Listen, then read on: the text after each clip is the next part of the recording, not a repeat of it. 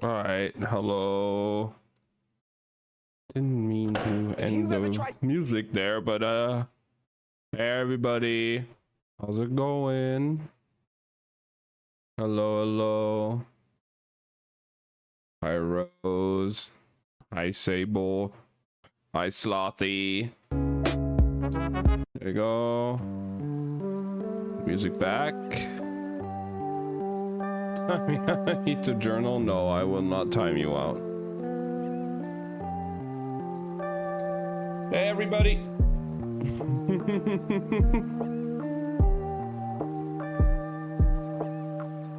I hope you all having a good day.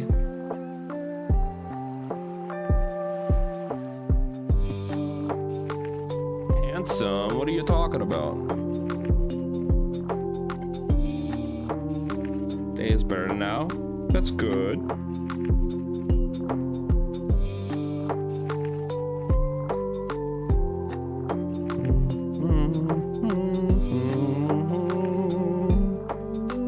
It's lighting mine up. Aww.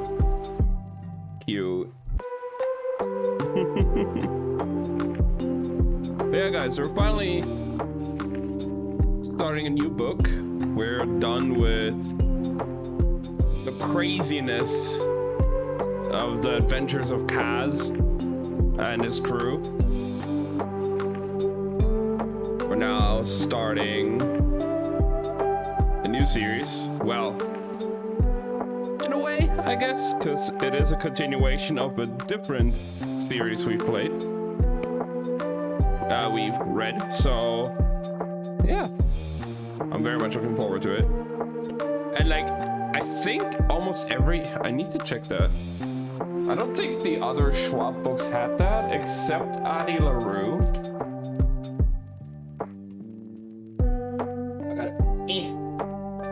This, we got a bunch of them. The same author. Yeah, like, these books didn't have it, but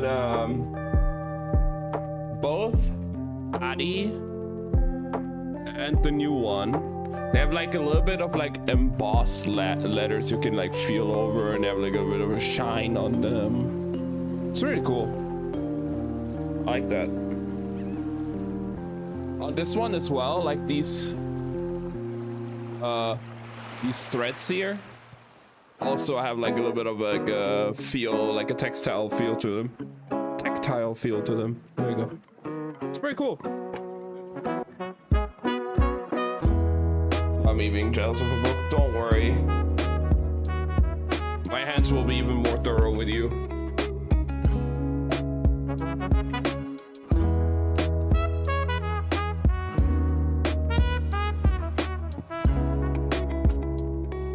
Oh my god, I almost knocked over my tea. Okay, we're good. Yeah, no, Slothy, don't worry. My hands can get way busier. You know that.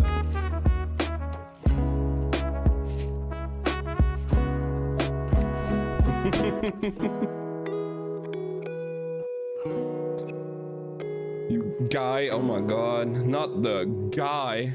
You dude. Oh no.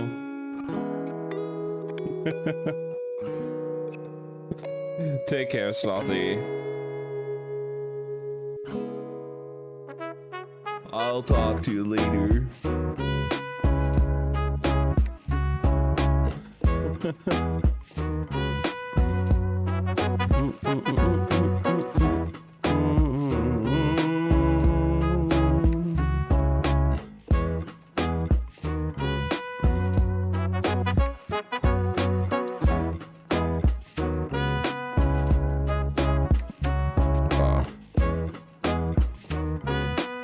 I'm very much looking forward to trying the new, seeing the new book,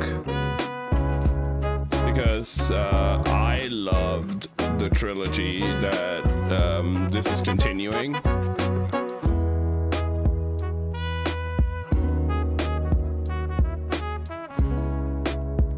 So yeah, like I read the first two books of the previous trilogy even before I did the reading streams, like when I was by myself, and I loved those already. And like rereading them on stream with you guys, plus also finally getting to finish the last one in that trilogy was really, really fun. They're really good books. And as you may can tell, since this is the 5th book from the same author, I do seem to like that author. So there's that.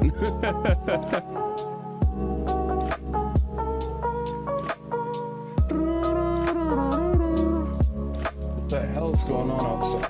People shouting at each other.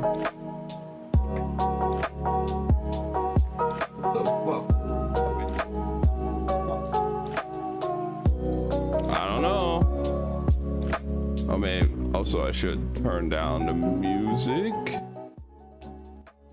There we go. But yeah, I'm very much looking forward to it.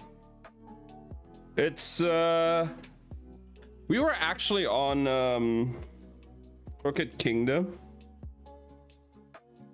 This is all going on YouTube, of course. All the reading stream VODs will go on YouTube, as always.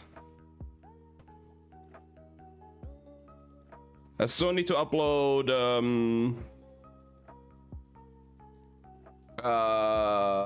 what do I need to upload still? Fuck. Let me check. There's still a bunch that I need to upload. Playlists.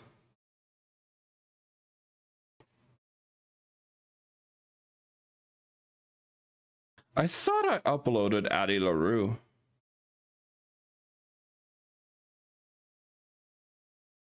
When I took breaks, so I can rewatch parts I missed early. Easily, yeah, no worries.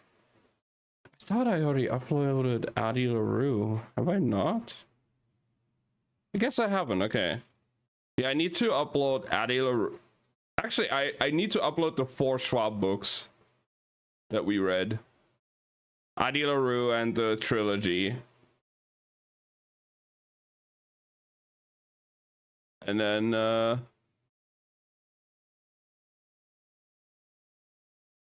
yeah. I definitely need to do that, especially uploading the trilogy now because of the fact that we're reading a continuation of it. So maybe we can do that. Maybe I'll do that tomorrow. Like I'm gonna upload the first one. I don't want to do it on stream right now while everything is going, so I won't like tank my internet even more.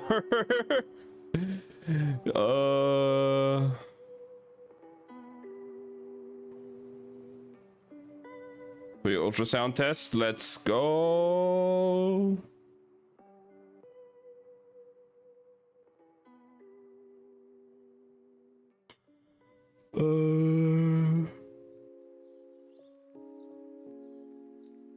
Okay, I can delete this one actually. There we go. I'm happy to hear that, Slothy. Very nice progression. Super make me go. I mean, depending on how long we're going to be reading today and how I feel, we're probably going to be hopping on some Genshin later. And if I go on Genshin, that means I'm going to be doing the new Abyss.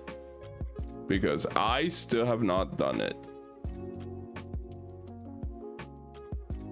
I still have to do the whole thing.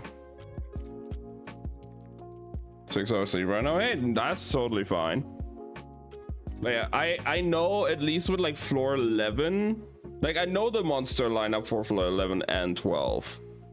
I can already... I'm not sure yet exactly what teams I'm going to be running for 12. Especially... Actually, for 12, it's fine. I'm not sure about 11 second half. Because I know first half, I'm just going to Venti. I can do like Venti Novelette stuff. Because of... the 60 enemies on 11.3. Might do Arlecchino. Might do Gaming. I don't know.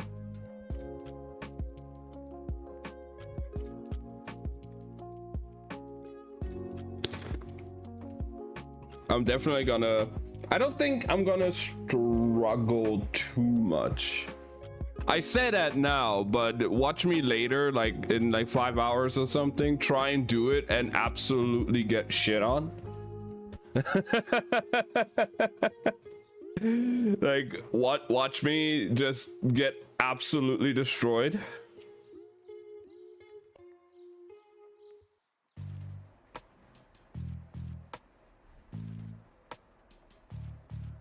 Also, goddamn, I just realized we definitely found a way better rhythm when it comes to like the length of the reading pods and the reading streams being around like 3-4 hours usually now, because I'm going back through like the reading VODs right now, and let's just say for example, the ocean at the end of the lane was 2 parts, 3 hours, 4 hours long. Darker Shade of Magic, 5 hours, 11 hours. Gathering of Shadows, 6 hours, 7 hours, 6 hours, 5 hours.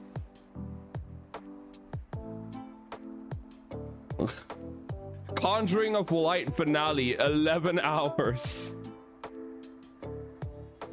Is it all book? Yeah, it's all book. Like, I went crazy. What the hell? Yeah, I was okay. I think having around like 3-4 hours now is like good ground. Keeps us like more for the same book. Like, I can stretch it over multiple weeks. So I don't have to like buy a book every 2-3 weeks. And it keeps it like a steady tempo. Until, I don't know, this book gets me hooked so much that I just cannot stop reading, and we're gonna do another like 10 hours of reading or something. I don't know. No, I think I found a good pace. I found a good rhythm with it, so we'll keep that up.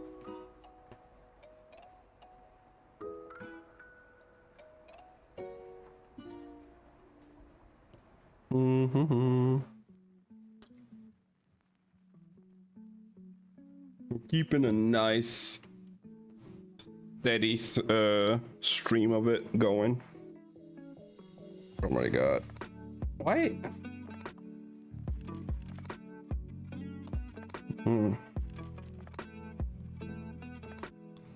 Okay, I gotta clean my mouse later, I guess.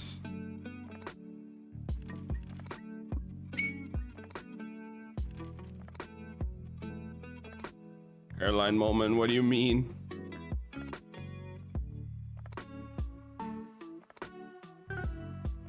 Showing off the hairline, like, Hi, Abby. Looking down for 2 seconds. Oh, well.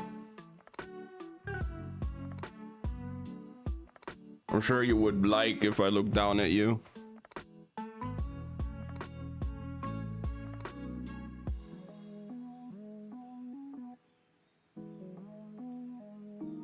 That's done. Welcome in, Abby. You always look down. I don't. In a lot of aspects, I'm looking up to you.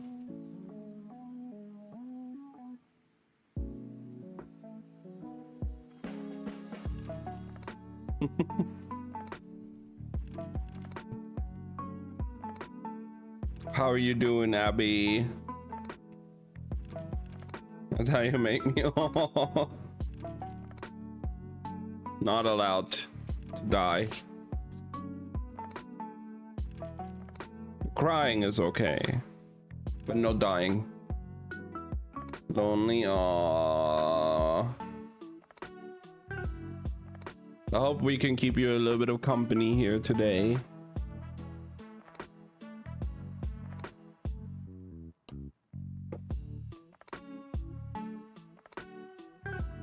I got all of you guys today for Easter, and I'm happy with that.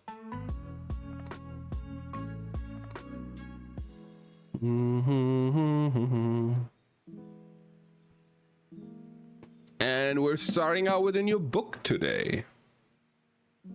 I'm so freaking excited. Stream mode. I've seen the notifications of you going live. I definitely need to catch one again soon.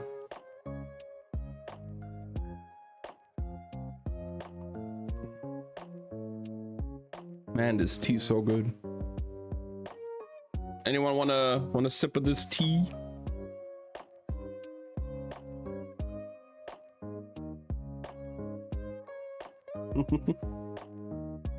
Being jealous of a cup. Why are you jealous of a cup now? Because I'm holding it? Because it's in my hands and not you?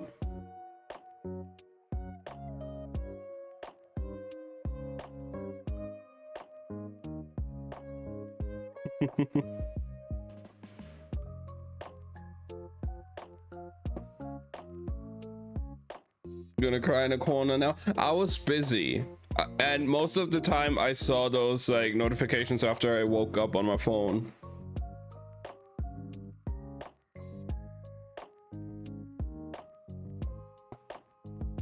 Stop teasing me. Never. You'd have to make me stop. I have to go. You said that earlier as well.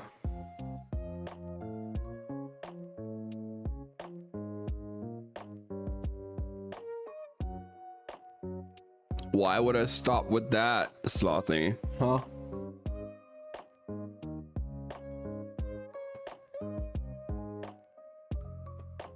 Let's go. Oh my.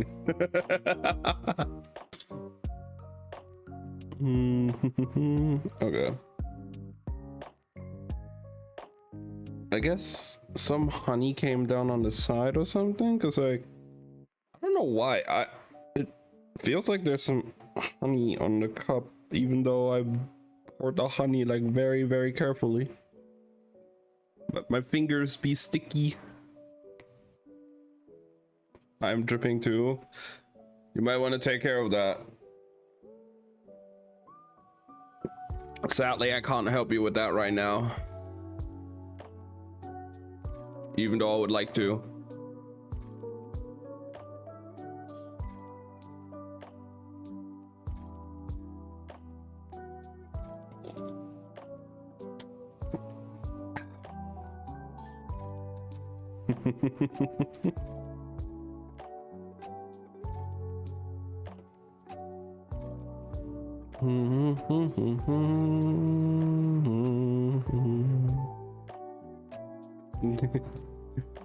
No, you're fine, Abby.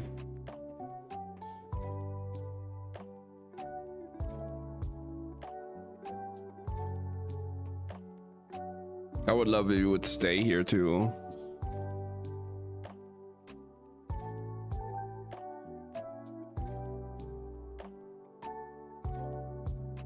But you know what? We're not gonna do a lot of yapping today before the stream, before the book, because I am way too excited to jump into this book. I am way too excited.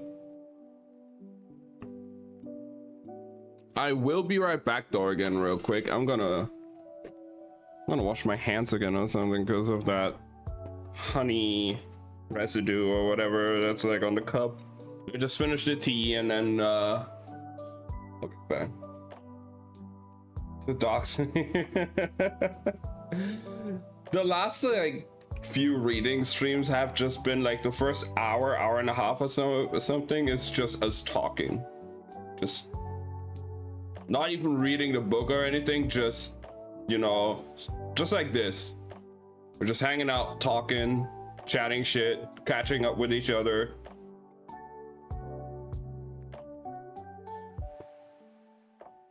I'm also just way too excited to start with this book.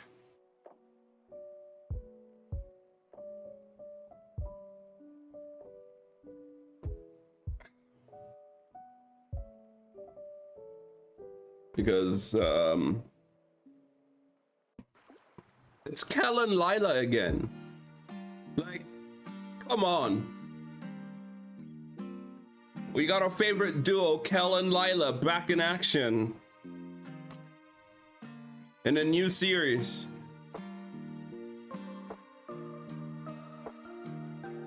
We have to.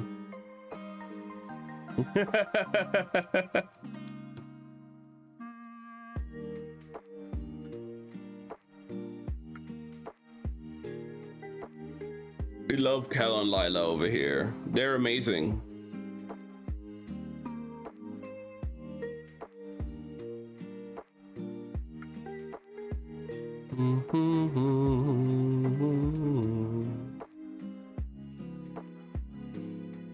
Steamy book time.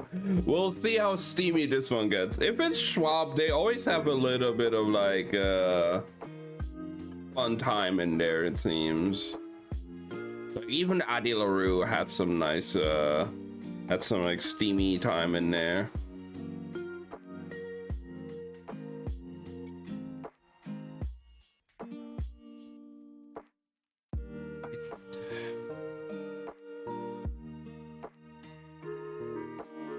Twitch is stupid when it comes with ads, because I'm fairly sure my settings are set to the point that there shouldn't be any pre-roll ads when somebody joins.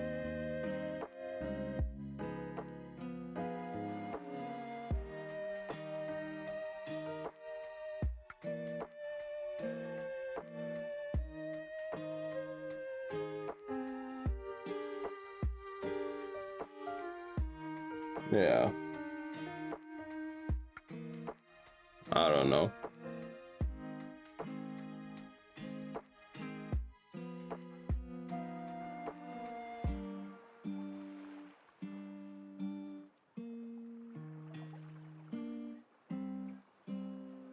I don't get it.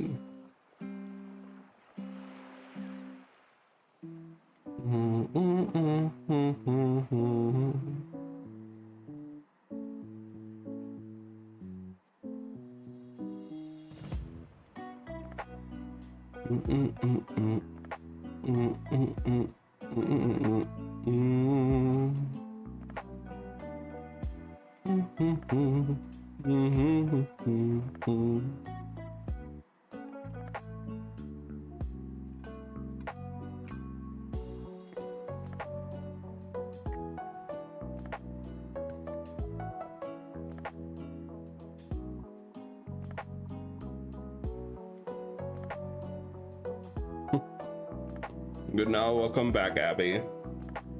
I don't even know why it gave you ads when you came in first, because I have the settings set up the way that pre-roll ads should completely be disabled.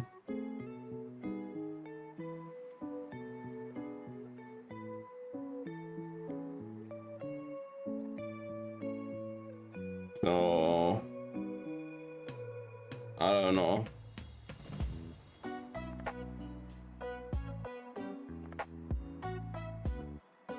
Check that out. Why not? Yeah. But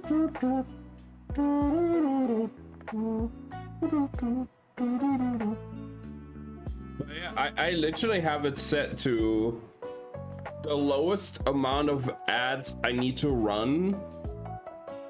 Like the lowest setting to run ad free, like no pre-roll ads. It literally even says fully disabled pre-rolls. So I don't know why you did get ads there, because that right now, where you just got ads the second time, was the first ad break of the stream. I don't know. It's stupid. All right. Anyway, I'm gonna bring the cup back real quick, and we're starting.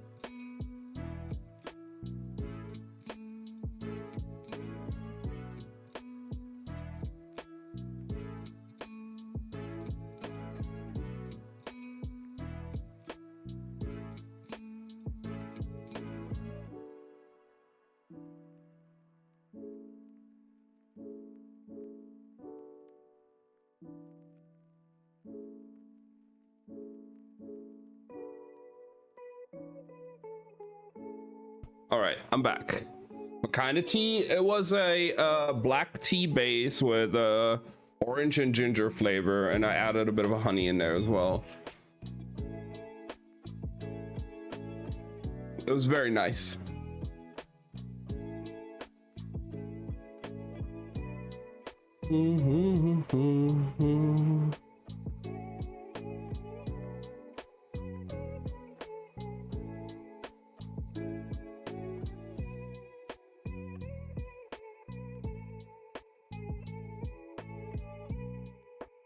Okay.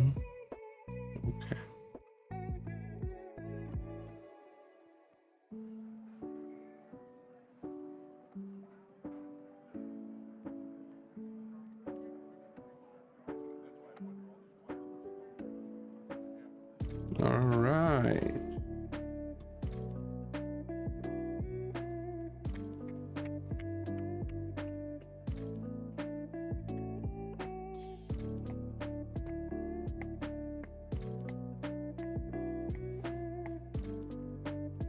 Are you guys ready?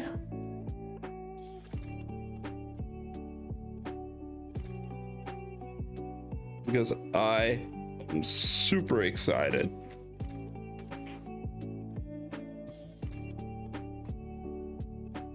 You know, the crazy thing as well with this book now is this is supposedly going to be another trilogy.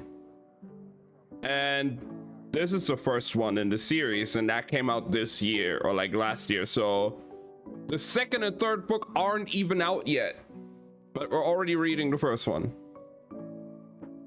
Because yes, of course we have to.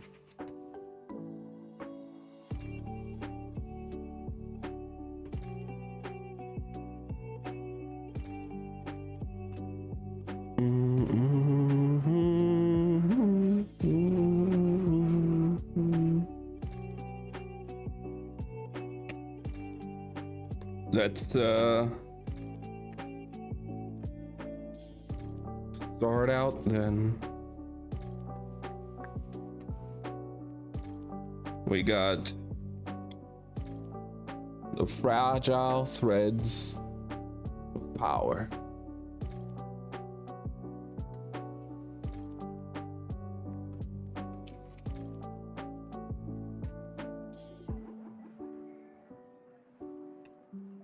We're starting off because this book plays 7 years after the end of book 3 of The Shades of Magic. So, but we're starting off with a 7-year flashback. We're being in White London.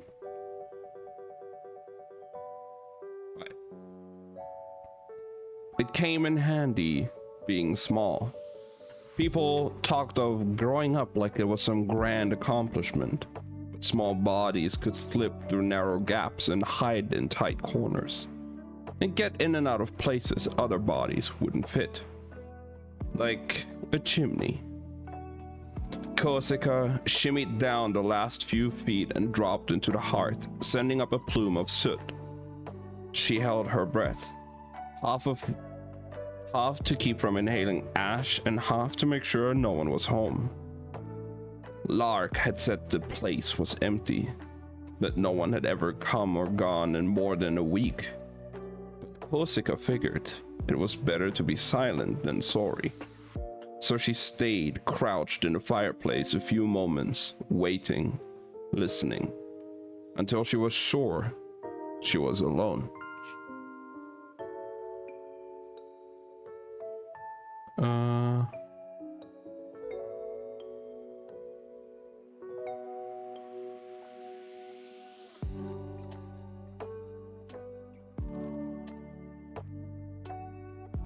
Okay. Then she scooted onto the edge of the hearth and slipped off her boots, tying the laces and hanging them around her neck. She hopped down, bare feet kissing the wooden floor, and set off. It was a nice house. The boards were even and the walls were straight, and though the shutters were all latched, there were a lot of windows, and thin bits of light got in around the edges, giving her just enough to see by. She didn't mind robbing nice houses, especially when people just up and left them unattended. She went to the pantry first. She always did. People who lived in houses this nice didn't think of things like jam and cheese and dried meat as precious. Never got hungry enough to worry about running out. Sorry, it was making me drink. Yeah, black tea with orange and ginger, exactly. But Korsica was always hungry. Sadly, the pantry shelves were sparse. A sack of flour, a pouch of salt, a single jar of compote that turned out to be bitter orange. She hated bitter orange. But there, in the back, behind a tin of loose tea, she found a waxy paper bag of sugar cubes. More than a dozen of them, small and brown and shining like crystals. Be quiet now so you can read. No worries, you can talk, I don't mind. She'd always had a sweet tooth, and her mouth began to water even as she tucked one in her cheek. She knew she should only take one or two and leave the rest, but she broke her own rules and shoved the whole bag in her pocket, sucking on the cube as she went off in search of treasure. The trick was not to take too much. People who had enough didn't notice one or two of their things went missing. They figured they'd simply misplaced them, put them down, and forgotten somewhere. Maybe, she told herself, the person who'd lived here was dead. Or maybe they had simply gone on a trip. Maybe they were rich enough to have a second home in the country or a really big ship.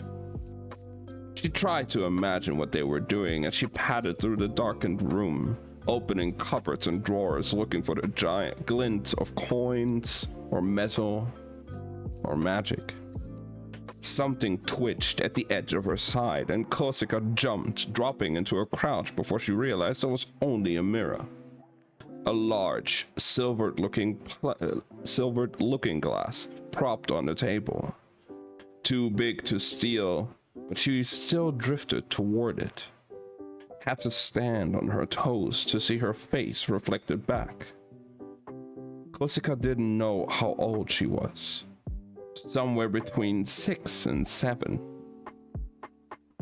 Closer to 7, she guessed, because the days were just starting to get shorter, and she knew she was born right at the point where summer gave way to fall. Her mother said that's why she looked like she was caught between neither here nor there. Her hair, which was neither blonde nor brown, her eyes, which were neither green, not gray, nor blue. Kosika didn't see why a person's looks even mattered. They weren't like coin, they didn't spend. Her gaze dipped. Below the mirror, on the table, there was a drawer. It didn't have a knob or a handle, but she could see the groove of one thing set into another. And when she pressed against the wood, it gave. A hidden clasp revealed. The drawer sprang out, revealing a shallow tray and 2 amulets made of glass or pale stone, one bound in leather and the other in thin strands of copper. Amplifiers. She couldn't read the symbols scratched on the edges, but she knew that's what they were. Talismans designed to capture power and bind it to you. Most people couldn't afford magic catchers. They just carved the spell straight into their skin. But marks faded, and skin sagged, and spells turned with time, like rotten fruit with a piece of jewelry. Or while a piece of jewelry can be taken off, exchanged, refilled. Kosika lifted one of the amulets and wondered if the amplifiers were worth less or even more now that the world was waking up. That's what people called the change. As if the magic had just been sleeping all these years, and the latest king, Holland, had somehow shaken it awake. She hadn't seen him yet, now with her own eyes, but she'd seen the old ones. Once, the pale twins who rode through the streets, their mouths stained dark with other people's blood. She'd felt only a pang of relief when she heard they were dead, and if she was honest, she couldn't care much about the new king either. But it turned out Holland was different. Right after he took the throne, the river began to thaw, and the fog began to thin. And everything in the city got a little brighter, a little warmer. And all at once, the magic began to flow again. Not much of it, sure, but it was there. And people didn't even have to bind it to their bodies using scars or spell work. Her best friend Lark woke up one morning with his palms prickling, the way skin did sometimes after it went numb. And you rub it, and you had to rub in the feeling back. A few days later, he had a fever, sweat shining on his face, and it scared Kosika to see him so sick.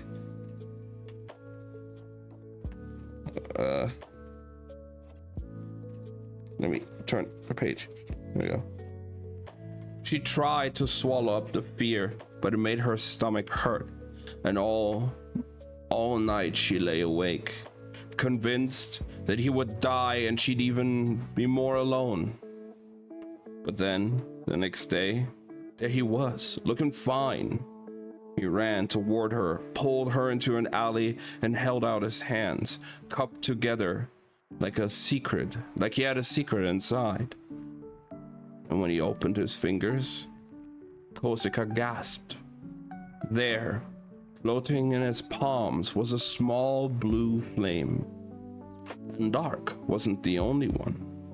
Over the last few months, the magic had sprouted up like weeds, only it never really grew inside the grown-ups. At least, not in the ones who wanted it most. Maybe they'd spent too long trying to force magic to do what they wanted, and was angry. Kosika didn't care if it skipped them, so long as it found her. It hadn't. Not yet. She told herself that was okay. It had only been a few months since the new king took the throne and brought the magic with him. But every day she checked her body, hoping to find some hint of change, studied her hands, and waited for a spark. Now, Kosika shoved the amplifiers in her pocket with the sugar cubes and slid the secret drawer shut, and headed for the front door. Her hand was just searching for the lock when the light caught on the wooden threshold, and she jerked up to a stop. It was spelled. She couldn't read the marks, but Lark had taught her what to look for. She looked balefully back at the chimney. It was a lot harder going up than down, but that's exactly what she did, climbing into the hearth and shoving her boots back on and shimmying up. By the time Kosika got back onto the roof, she was breathless and soot-stained, and she popped another sugar cube into her mouth as a reward. She crept to the edge of the roof and peered down, spotting Lark's silver blonde head below, hand outstretched as he pretended to sell charms to anyone who passed, even though the charms were just stones painted with fake spells, and he was really standing there to make sure no one come home while she was still inside. Kosika whistled, and he looked up, head cocked in question. She's made an X with her arms, the sign for a spell she couldn't cross. And he jerked his head toward the corner. And she liked that they had a language they didn't need words.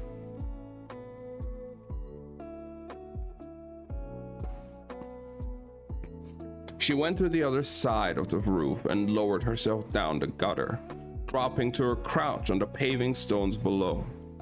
She straightened and looked around, but Lark wasn't there. Kosika frowned and started down the alley. A pair of hands shot out and grabbed her, hauling her into the gap between the houses. She thrashed, was about to bite one of the hands when it shoved her away. "Kings, Kosika," said Lark, shaking his fingers. "Are you a girl or a beast?" "Whichever one I need to be," she shot back. But he was smiling. Lark had a wonderful smile. He was smiling. Lark had a wonderful smile, the kind that took over his whole face and made you want to smile too. He was 11, gangly, and that way boys got when they were growing, and even his hair was as pale as the silk before it thawed. His eyes were warm and dark, the color of wet earth.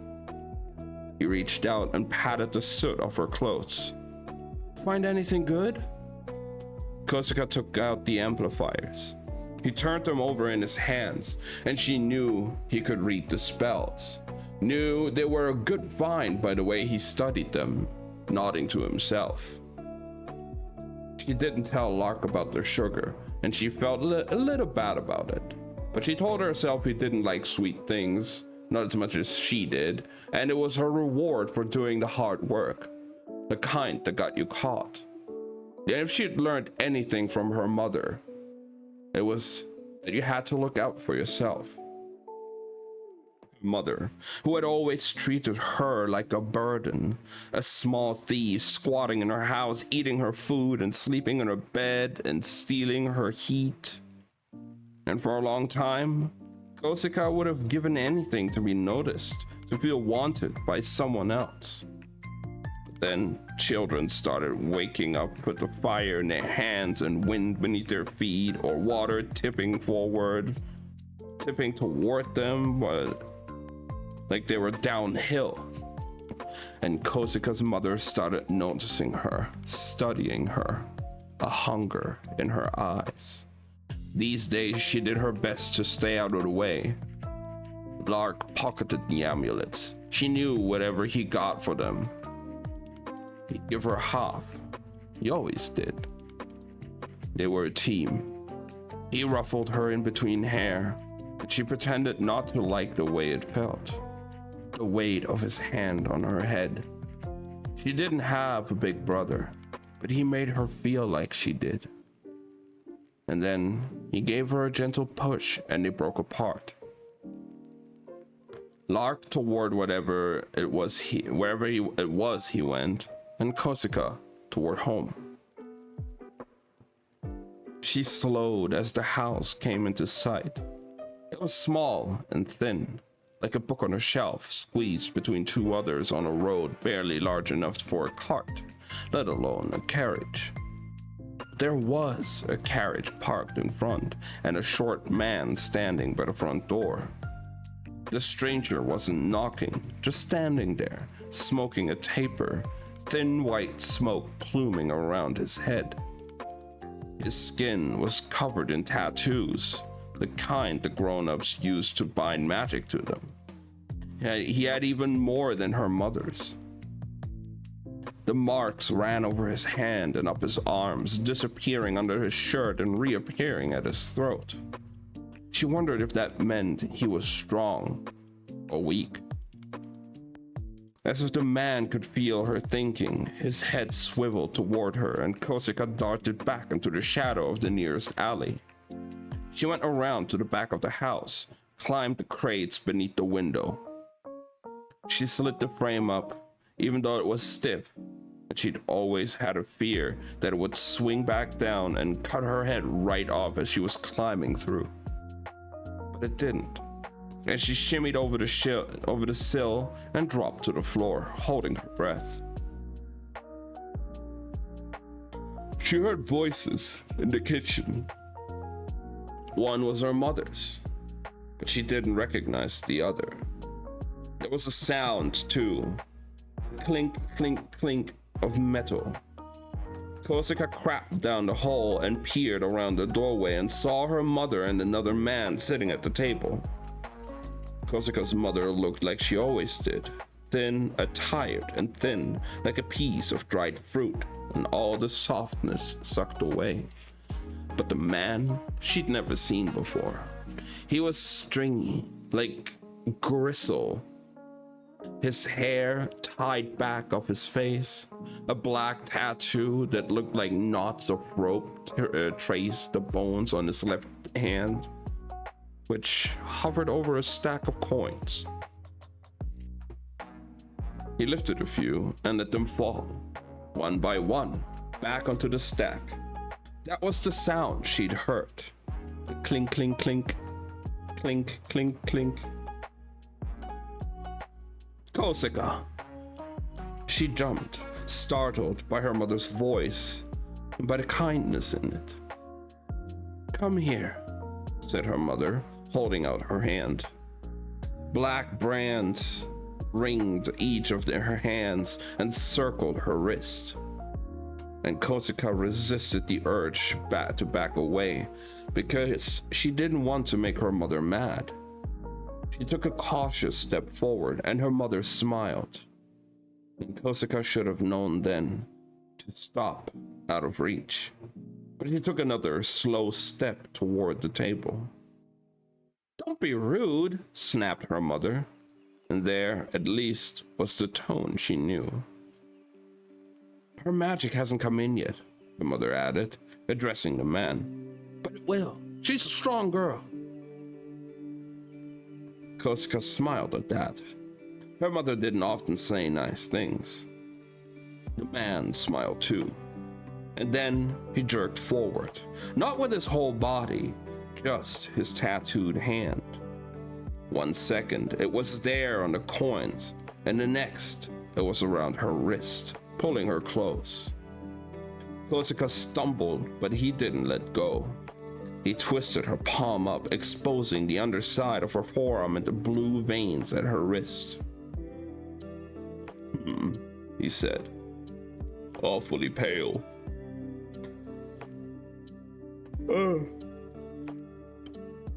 His voice was wrong, like rocks were stuck inside his throat, and his hand felt like a shackle, heavy and cold around her wrist. She tried to twist free, but his fingers only tightened. She does have some fight, he said, and panic rose in Kosika because her mother was just sitting there watching. Only she wasn't watching her. Her eyes were on the coins, and Kosika didn't want to be there anymore because she knew who this man was. Or at least what he was. Lark had warned her about men and women like him. Collectors who traded not in objects but in people. Anyone with a bit of magic in their veins. Kosika wished she had magic so she could light the man on fire, scare him away, make him let go. She didn't have any power, but she did at least remember what Lark told her about where to hit a man to make him hurt. So she wrenched backward with all her weight, forcing the stranger to his feet, and then she kicked him hard as she could, right between his legs. The man made a sound like bellows, all the air whooshing out, and the hand around her wrist let go as he crashed into the table, toppling the stack of coins as she shot toward the door. Her mother tried to grab her as she passed, but her limbs were too slow, her body worn out from all those years of stealing magic. And Kosika was out the door before she remembered the other man in the carriage. He came at her in a wreath of smoke, but she ducked beneath the circle of his arms and took off down the narrow road. Kosika didn't know what they'd do if they caught her. It didn't matter. She wouldn't let them. They were big, but she was fast. And even if they knew the streets, she knew the alleys and the steps and all 9 walls and the narrow gaps in the world. The ones that even Lark couldn't fit through anymore. Her legs started to hurt, and her lungs were burning. But Kosika kept running, cutting between market stalls and shops until the buildings staggered and the path climbed into steps and gave way into the silver wood. And even then, she didn't stop. None of the other children would go into the wood. They said it was dead, said it was haunted, said there were faces in the trees, eyes watching from the peeling gray dark. But Kosika wasn't scared, or at least not as scared as the dead forest, as she was one of those men.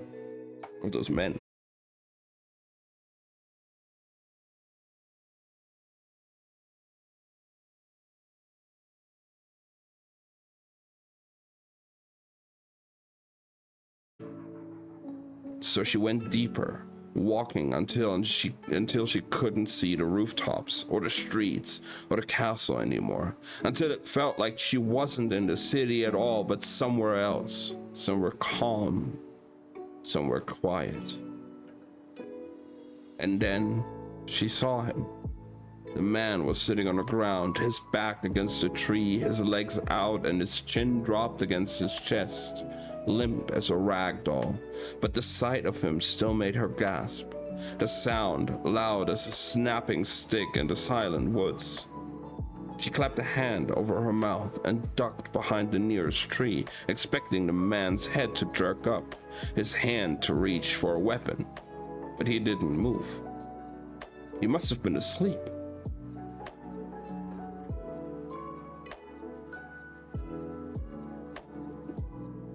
Kosika chewed her lip. She couldn't leave. It wasn't safe to go home. Not yet. And she didn't want to put her back to the man on the ground in case she tried to surprise her. But he tried to surprise her. So she sank down against another tree, legs crossed, making sure she could see the sleeping stranger. She dug into her pockets, came up with a waxy bag of sugar. She sucked on the cubes one at a time, eyes darting now and then to the man against the tree. She decided to save one of the sugar cubes for him, as thanks for keeping her company. But an hour passed, and the sun sank low enough to scrape the branches, and the air went from cool to cold, and the man still didn't move. She had a bad feeling then. Oz? She called out, wincing as the sound of her voice broke the silence of the silver wood, the word bouncing off the hard trees. Hello, hello, hello. Korsica got to her feet and made her way toward the man. He didn't look very old, but his hair was silver white, his clothes finely made. Hi, Sable, how are you doing? Too nice to be sitting on the ground. He wrote a silver. He wore a silver half cloak, and she knew as soon as she got close enough that he wasn't sleeping.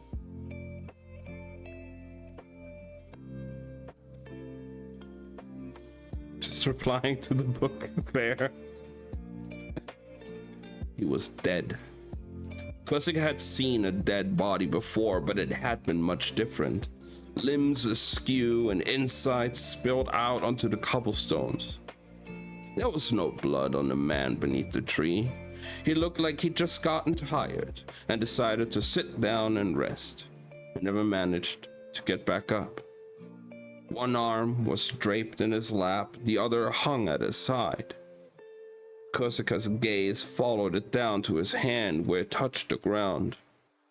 There was something beneath his fingers. She leaned closer and saw it was grass. Not the hard, brittle blades that coated the rest of the silver wood, but soft, new shoots, small and green, and spreading out beneath him like a cushion. She ran her fingers over it, recoiling when her hand accidentally grazed his skin. The man was cold. Her eyes went to his half cloak. It looked nice and warm, and she thought of taking it. But she couldn't bring herself to touch him again, and yet she didn't want to leave him either. She took the last of the sugar cubes from the waxy bag and set it in his palm, just as a sound shattered the quiet. The scrape of metal and the thud of boots. Korsica leapt up, darting into the trees for cover, but they weren't coming after her. She heard the steps slow and then stop, and she stopped too, peering around the narrow trunk.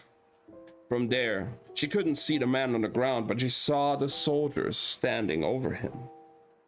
There were 3 of them, their silver armor glinting in the thin light of royal guards. The thin light. Royal guards. Korsica couldn't hear what they were saying. She saw one kneel, heard another let out a ragged sob, and a sound that splintered the woods and made her wince and turn her back and run. Wait, did she just find the dead body of Holland? Because at the end of the book, didn't Kel just set him out in the woods there to live there back when, and everything? Did she just find Holland's dead body? Huh. So this is the prologue. This is the prologue chapter. And now we're going into the actual first chapter. Clocks, locks, and clearly stolen things.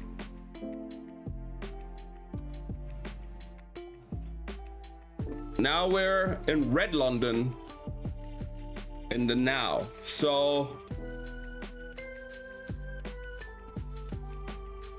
okay, I'm ready. Master Haskin had a knack for fixing broken things.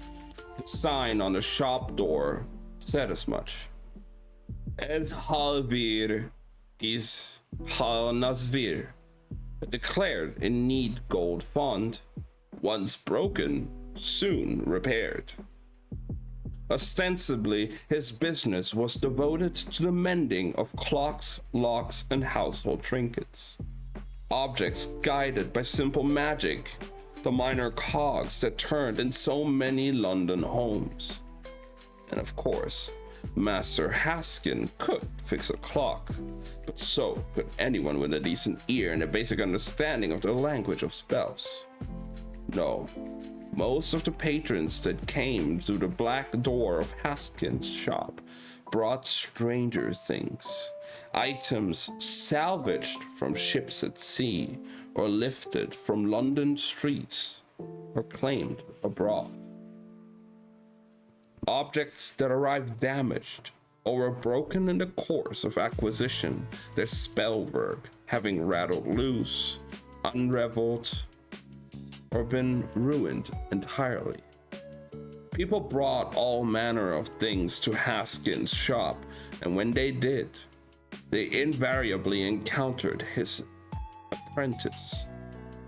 She was usually perched cross-legged on a rickety stool behind the counter, a tangle of brown curls piled like a hat on her head, the unruly mass bound up to twine or netting, or whatever she could find to pin in a pinch. She might have been 13 or 23, depending on the light. She sat like a child and swore like a sailor and dressed as if no one had ever taught her how. She had thin, quick fingers that were always moving and keen, dark eyes that twitched over whatever broken thing lay gutted on the counter, and she talked as she worked, but only to the skeleton of the owl that sat nearby. It had no feathers, no flesh, just bones held together by silver thread. She had named the bird Vares, Prince, after Kel Maresh, to whom it bore little resemblance, save it for its 2 stone eyes, one of which was blue, the other black, and the settling effect it had on those it met, the result of a spell that spurred it now and then to click its beak or cock its head, startling unsuspecting customers. Sure enough, the woman currently waiting across the counter jumped. "Oh," she said, ruffling as if she had feathers of her own. "I didn't know it was alive." "It's not," said the apprentice, "strictly speaking. In truth, she often wondered where the line was. After all, the owl had only been spelled to mimic basic movements, but now and then she'd catch him picking at a wing where the feathers could be, or notice him staring out the window with those flat rock eyes, and she swore that he was thinking something of his own." The apprentice returned her attention to the waiting woman. She fetched a glass jar from beneath the counter. It was roughly the size of her hand and shaped like a lantern with 6 glass sides. "Here you are then," she said as she set it on the table. The customer lifted the object carefully, brought it to her lips, and whispered something. As she did, the lantern lit, the glass sides frosting a milky white. The apprentice watched and saw what the woman couldn't. Filaments of light around the object rippled and smoothed the spellwork, flowing seamlessly as the woman brought it to her ear. The message whispered itself back, and the glass went clear again, the vessel empty. The woman smiled. "Marvelous," she said, bundling the mended secret keeper away inside her coat. She set the coins down in a near stack, 1 silver lish and 4 red lin. Give Master Haskin my thanks, she added, already turning away. I will, called the apprentice as the door swung shut. She swept the coins from the counter and hopped down from her stool, rolling her head on her shoulders to stretch. There was no Master Haskin, of course. Once or twice when the shop was new, she dragged an old man from the nearest tavern, paid him a lin or two to come and sit in the back of with his head bent over a book, so she could point him out to customers and say, "The master is busy working now," since apparently a man half in his cups still inspired more faith than a sharp-eyed girl who looked even younger than her age, which was 15. Then she got tired of spending the coin, so she propped a few boxes and a pillow behind a mottled glass door and pointed to that instead. These days, she didn't bother, just flicked her fingers toward the back of the shop and said, "He's busy." It turned out no one really cared, so long as the fixing got done. Now, alone in the shop, the apprentice, whose name, not that anyone knew it, was Thessaly, rubbed her eyes, cheekbones bruised from the blotters she wore all day, to focus her gaze. She took a long swig of black tea, bitter and oversteeped, just the way she liked it, and still hot, thanks to the mug, one of the first things she'd ever spelled. The day was thinning out beyond the windows, and the lanterns around the shop began to glow, warming the room with a buttery light that glanced off the shelves and cases and worktops. All of them well stocked and not cluttered, towing the line between a welcome fullness and a mess.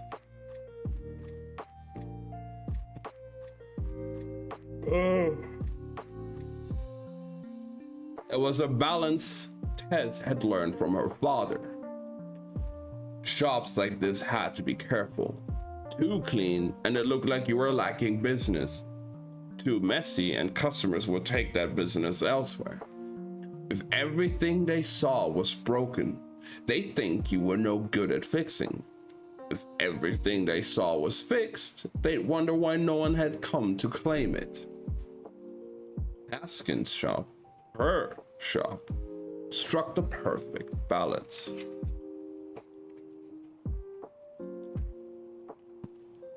There were shelves with spools of cable, copper and silver mostly, the best conduits for magic, and jars full of cogs and pencils and tacks and piles of scrap paper covered in the scrawls of half-worked spells. All the things she guessed a repair shop might keep on hand. In truth, the cogs, the papers, the coils, they were all for show. A bit of set dressing to put the audience at ease.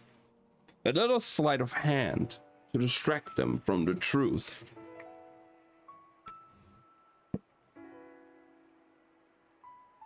Cause they're broke, right? Hi Angel, how you doing?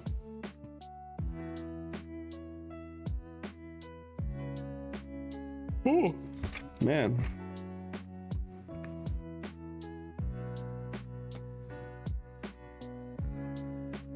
Tess didn't need any of these things to fix a bit of broken magic. All she needed were her eyes. Her eyes, which for some reason saw the world not just in shape and color, but in threads. Everywhere she looked, she saw them. A glowing ribbon curled in a water for tea. A dozen more ran through the wood of her table. 100 delicate lines wove through the bones of her pet owl. They twisted and coiled through the air around and above everyone and everything. Some were dull and others bright. Some were single strands and others braided filaments. Some drifted feather light and others rushed like a current. It was a dizzying maelstrom. Rose getting tired? I've been a bit tired, but it's fine.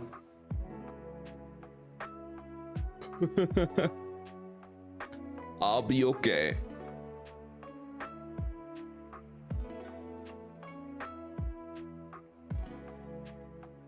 But Tess couldn't just see the threads of power. She could touch them. Pluck a string as if it were an instrument, and not the fabric of the world. Find the frayed ends of a fractured spell, trace the lines of broken magic, and mend them. She didn't speak the language of spell work, didn't need to.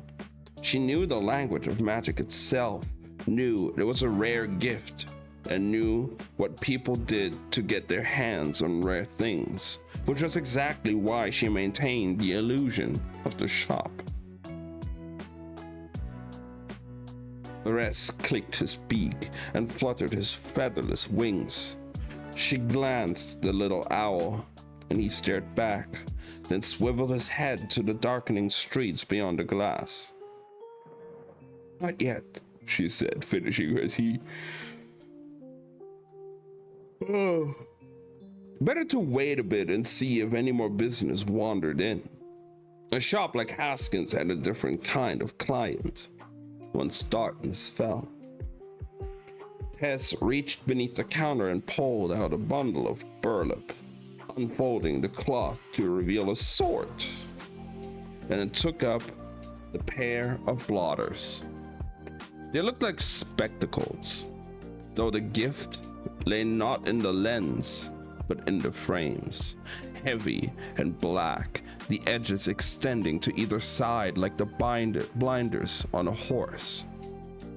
Which is exactly what they were, blotting out the rest of the room, narrowing her world to just the space of the counter and the sword atop it. She settled them over her eyes.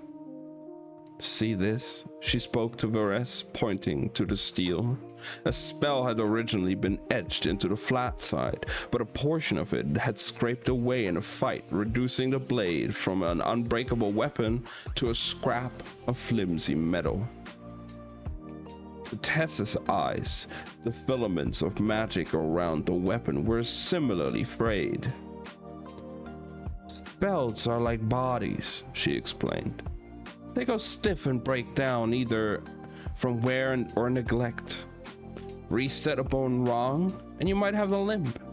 Put a spell back in the wrong way, and the whole thing might splinter or shatter. Or worse."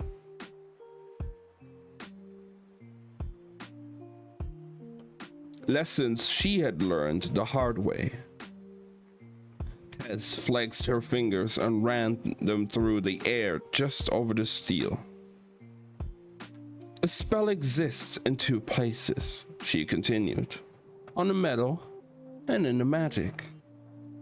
Another fixer would simply etch the spell into the blade again, but the metal would keep getting damaged. No, better to take the spell and weave it into the magic itself. That way, no matter what happened to the sigils on the steel, the power would hold." Carefully, she reached into the web of magic and began to mend the threads, drawing the frayed ends together, tying tiny knots that then fell away, leaving the ribbon smooth, intact. She got so lost in the work she didn't hear the shop door open, didn't notice, not until Varese perked up, beak clicking an alarm. And Tess looked up, her hands still buried in the spell. With the blotters on, she didn't see more than a hand's width, so it took her a moment to find the customer. He was large, with a hard face and a nose that had been broken more than once. But her attention went, as it always did, to the magic around him, or the lack of it. It wasn't common to see a person without any power, and the other absence of threads made him a dark spot in the room. "Looking for Haskin," he grunted, scanning the shop.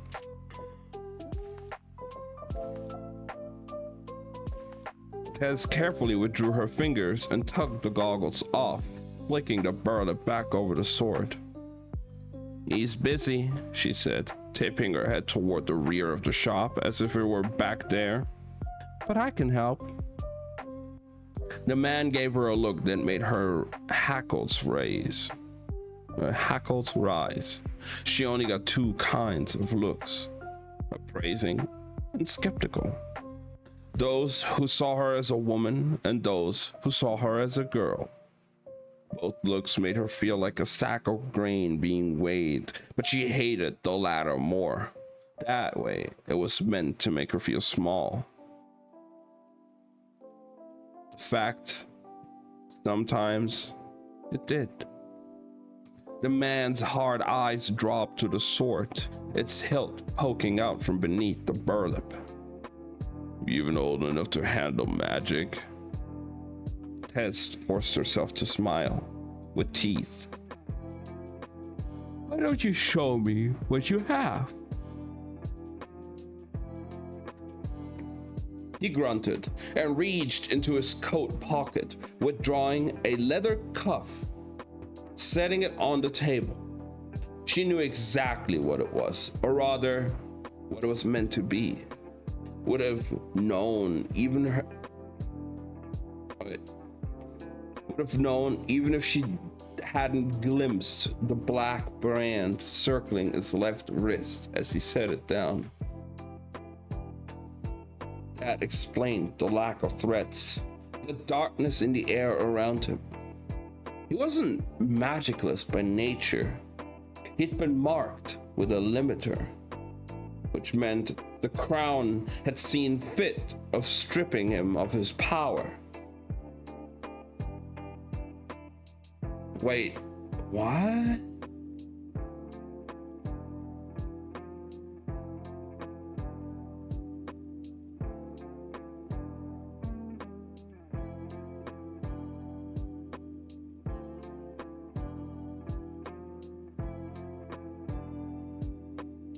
Okay. Tess took up the cuffs and turned it over in her hands. Limiters were the highest prize a criminal could pay, shy of execution, and many considered it a harsher punishment to live without access to one's magic. It was forbidden, of course, to bypass one, to negate the limiter's spell, but forbidden didn't mean impossible, only expensive. Easter egg, let's go! The cuff, she guessed, had only been sold to him as a negator. She wondered if he knew that he hadn't been ripped off, that the cuff was faulty, the spellwork unfinished, a clumsy snarl in the air. It was never designed to work. But it could. Well, he asked, impatient. She held the cuff between them.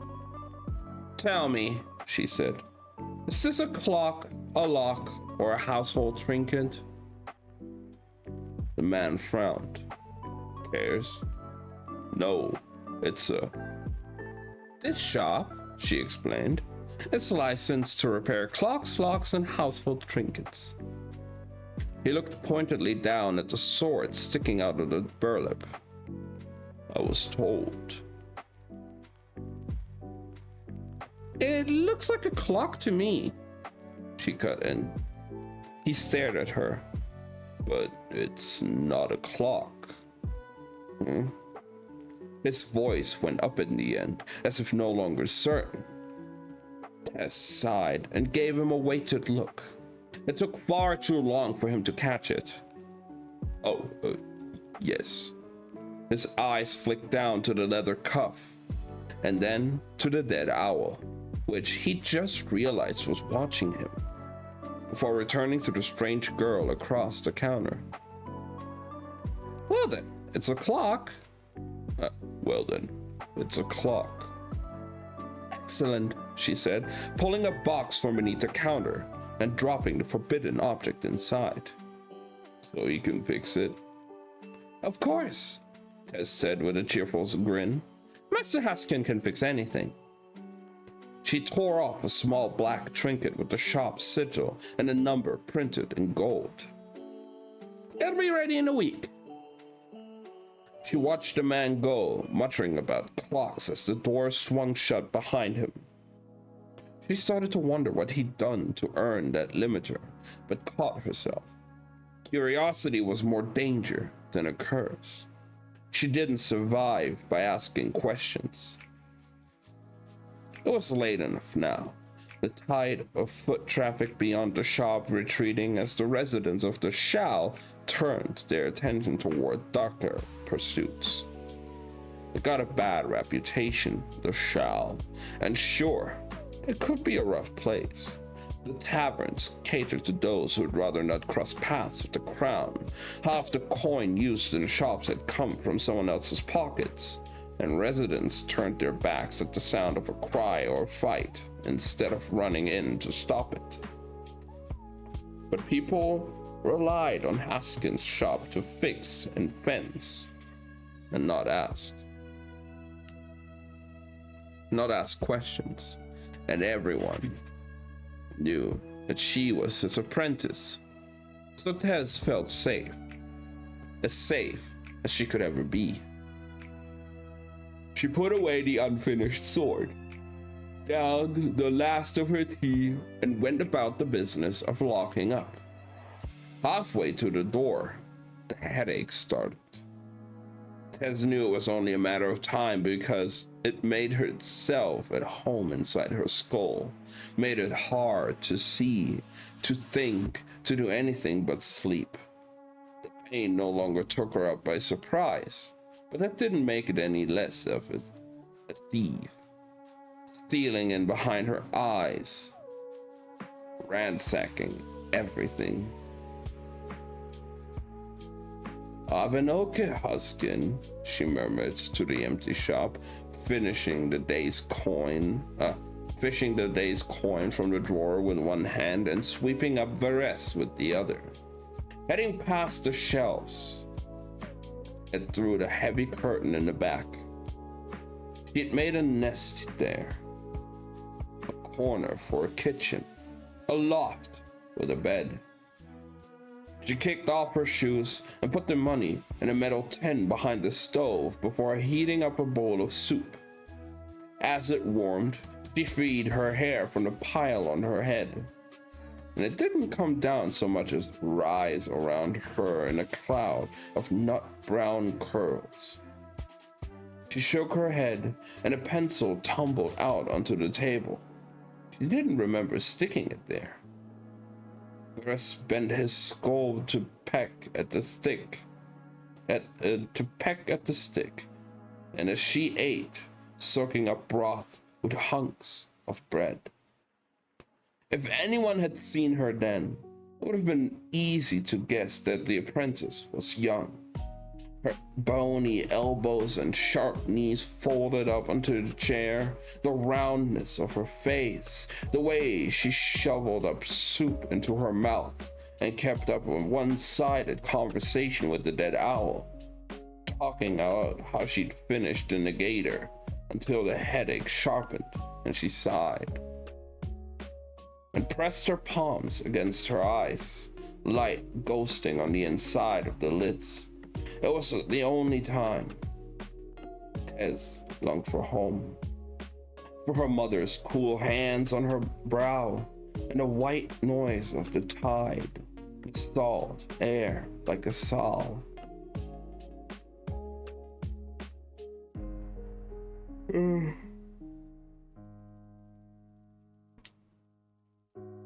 Let me get a stretch in here real quick. Yeah. She pushed the want away with the empty bowl and climbed the ladder up into a little loft, setting Varese on a makeshift shelf. She pulled the curtain, plunging the cubby into darkness. Get very sleepy? I'm okay.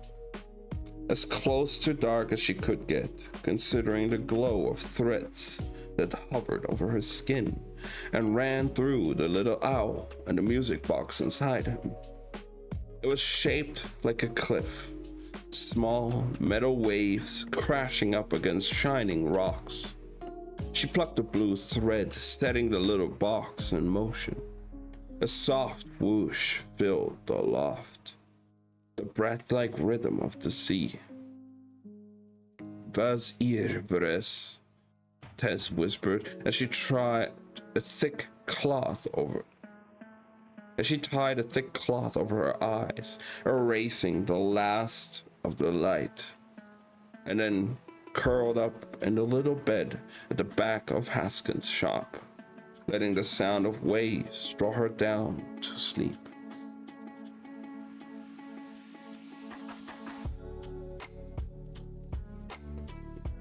All right, I gotta be right back though, but that was the first chapter, or you know, like the first part of the first chapter.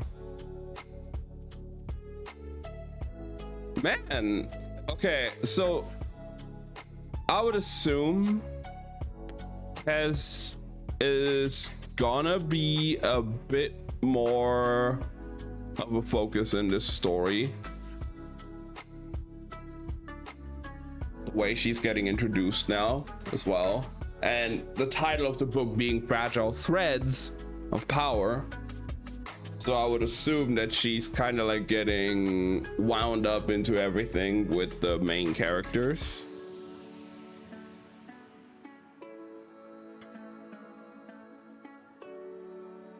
And so far, I mean, Kel was mentioned already. Holland was mentioned already, but we haven't seen anything from them yet in the book. Unless in that prologue chapter, Kosika did actually find Holland's dead body in the woods. Fantasy book, yeah, it has a lot of magic involved. It's a very magic-focused world.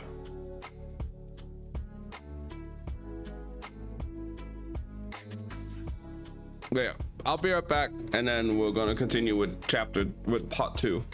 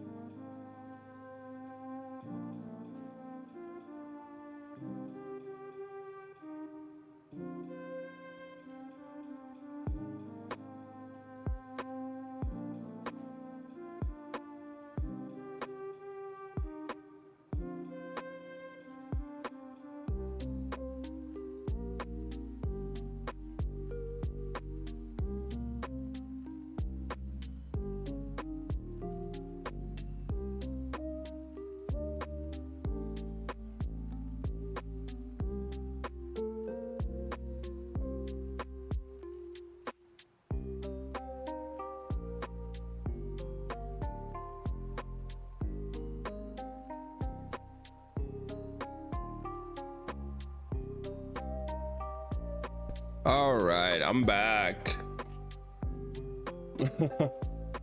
No romance.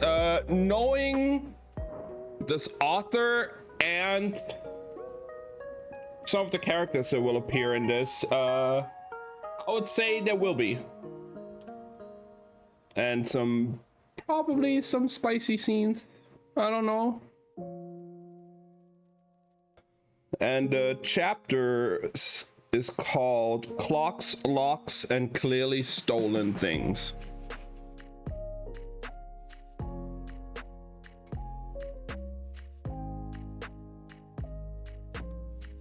All right. Part 2.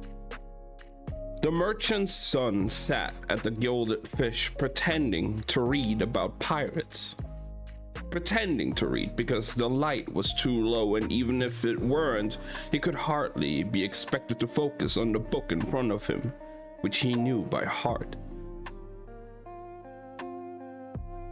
It's a research of the book. I hold the power of spoilers.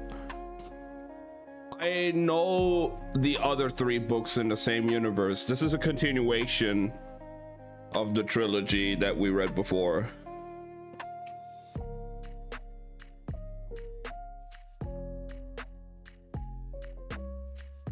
He could hardly be expected to focus on the book in front of him, which he knew by heart, or the half-drunk pint of ale, which was too bitter and too thick, or anything but the waiting. The truth was, the young man wasn't sure who or what he was waiting for, only that he was supposed to sit and wait, and it would find him. It was an act of faith. Not the first, and certainly not the last, that would be asked of him. But the merchant's son was ready. A small satchel rested on the ground between his feet, hidden in the shadow of the table, and a black cap was pulled low on his brow. He'd chosen a table against the wall and put his back to it. Every time the tavern door swung open, he looked up, careful not to be too obvious, to lift only his eyes and not his whole head, which he'd learned from a book.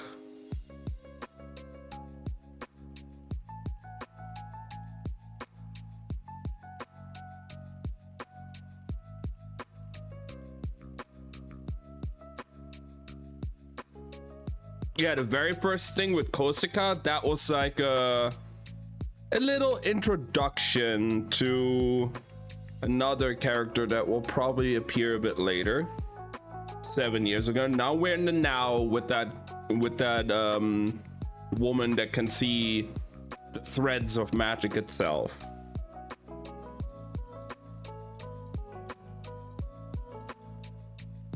The merchant's son was short on experience, but he had been raised on a steady diet of books. Not histories or spell guides, though his tutors made him read those too. No, his true education had come from novels. Epic tales of rakes and rogues, nobles and thieves.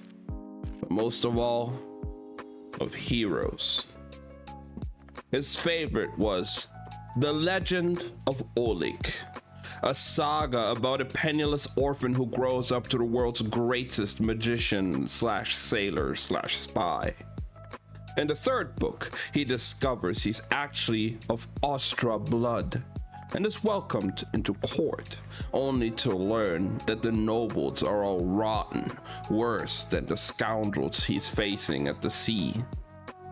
In the fourth book, which was the best one in his opinion, the hero Oleg meets Vera, a beautiful woman being held hostage on a pirate ship, or so he thinks, but then discovers she's actually the captain, and the whole thing was a ruse to capture him and sell him to the highest bidder.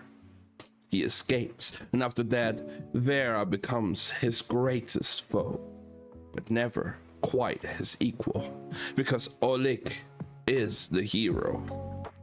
The merchant's son feasted on those stories, supped on the details, gorged himself on the mystery, the magic, and the danger. He read them until the ink had faded and the spines cracked and the paper was foxed at the edges from being thumbed or from being shoved into pockets hastily when his father came around to the docks to check his work. His father, who couldn't understand. His father, who thought he was making a terrible mistake. The tavern door swung open, and the merchant's son tensed as a pair of men ambled in.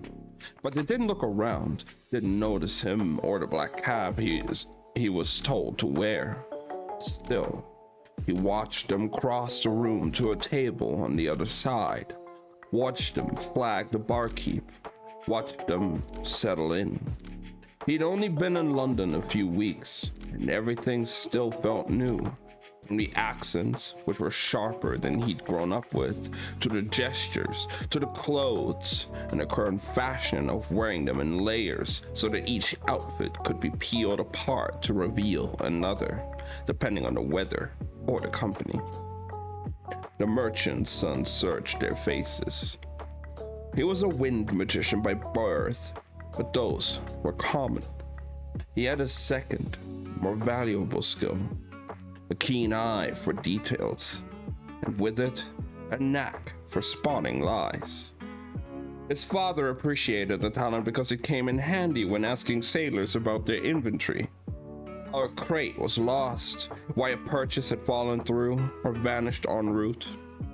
He didn't know why or how he could so quickly parse a person's feature. The flickering tension between the eyes, the quick clench of teeth, the dozen tiny tugs and twitches that made up their expression. It was its own language, one that the merchant's son had always been able to read. He turned his attention back to the book on the table, tried to focus on the words he'd consumed 100 times, but his mind slipped uselessly across the page. His knee bounced beneath the table. He shifted in his chair and flinched, the skin at the base of his spine still raw from the brand that bound him to his chosen path. If he focused, he could feel the lines of it, his splayed fingers like spokes running out from the palm. The hand, that hand, was a symbol of progress, of change, of treason. That was the word the merchant had shouted as he'd followed his son through the house. "You only call it that," the younger man countered, "because you do not understand." "I understand that my son is a child. I understand that Raimaresh was a brave prince, and now he's a valiant king. 7 years he's ruled, and in that time he has avoided a war with Vesk, opened a new trade channels that help us, and none of that changes the fact that the Empire's magic is failing." The merchant threw up his hands. "That is nothing but a rumor." "It's not," said the son, adjusting the satchel on his shoulder. He had already packed because a ship to London was leaving that day, and he would be on it. A new Antari hasn't emerged since Kalmaresh, a quarter century ago. Fewer magicians are showing an affinity for multiple elements, and more are being born with none at all. My friend's niece. "Oh, your friend's niece," sniped the merchant, but his son persisted. "She's 7 now, born a month after your king was crowned. She has no power. Another friend has a cousin, born within a year. Another, a son." The merchant only shook his head. "There have always been those without." "Not this many, or this close together. This is a warning, a reckoning. Something is broken in the world, and it's been broken for a while. This is a sickness. There's a sickness spreading through Arnez, a rot at the heart of the Empire." Hey, Always, how's it going? If we do not cut it out, we cannot heal. If it is a small sacrifice to make for the greater good. A small sacrifice? You want to kill the king? The merchant's son flinched. No, we'll motivate the people and build their voices loud enough. And if the king is so noble as he claims, then he will understand that if he truly wants the best for its kingdom, he will step aside and... If you believe this will end without blood, then you are a traitor and a fool. The merchant's son turned to go, and for the first time his father reached out and caught his arm, held him there. I should turn you in. Anger burned in his father's eyes, and for a moment the merchant's son thought that he would resort to violence. Panic bloomed behind his ribs, and he held the older man's gaze. Back from family Easter, let's go. I hope you had a great time with your family. You must follow your heart, he said, just as I follow mine. The father looked at his son as if he were a stranger. Who put this idea to your head? No one. But of course, that wasn't true. After all, most ideas came from somewhere or someone. This one had come from her. She had hair so dark, it ate the light. That was the first thing the merchant's son had noticed. Black as midnight, and skin, the warm brown that came from life at sea. Eyes the same shade and shot through with flecks of gold, though he wouldn't be close enough to see them until later. He'd been on the docks counting inventory when she arrived, cut like a blade through the boredom of his day. One moment, he was holding a bolt of silver lace up to the sun, and then the next, there she was, peering at him through the pattern. And soon, they were turning through the bolts together, and then the cloth was forgotten, and she was leading him up the ramp of her ship and laughing. Not a delicate wind chime laugh like the girls his age put on, but something raw and wild. And it climbed down into the warm, dark hold, and he was undoing the buttons of her shirt, and he must have seen it then. The brand, like a shadow on her ribs, as if a lover had grabbed her there, burned their hand into her skin. But it wasn't until after, when they lay flushed and happy, that he brought his own palm and fingers to the mark and asked what it was.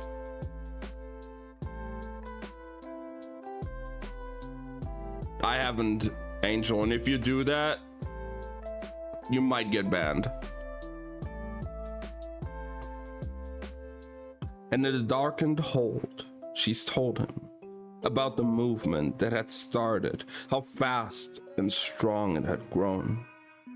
The hand, she'd said, would take the weakness in the world and make it right. The hand holds the weight that balances the scale, she said, stroking his bare skin. The hand holds the blade that carves the path of change. He devoured her words as if they belonged to a novel, but they didn't. This was better. This was real. An adventure he could be a part of, a chance not to be a hero. He would have sailed away with her that night. By the time he returned to the docks, the ship was gone. Not that it mattered in the end. She hadn't been Vera to his Oleg, but she was a catalyst, something to turn the hero toward his purpose. I know you do not understand, he'd said to his father, but the scales have fallen out of balance and someone must set them right. The merchant was still gripping his son's arm, searching his face for answers even though he wasn't ready to hear them. Why must it be you? Because, thought the merchant's son,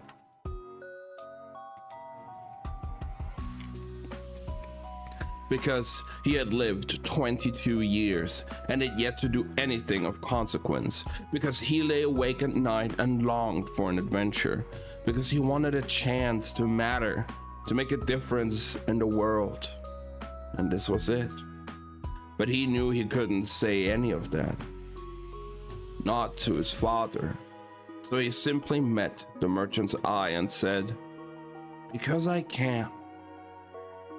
The merchant pulled him closer, cupped his son's face, and shaking hands. This close he could see his father's eyes were glassy with tears.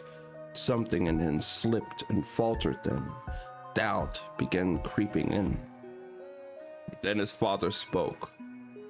"Then you are a fool, and you will die." The son staggered, as if struck. He read the lines of the merchant's face and knew the man believed the words were true. Knew then, too, that he'd never be able to convince his father otherwise. The woman's voice drifted back to him. Then, up from the darkened hold, "Some people cannot see the need for change until it's done."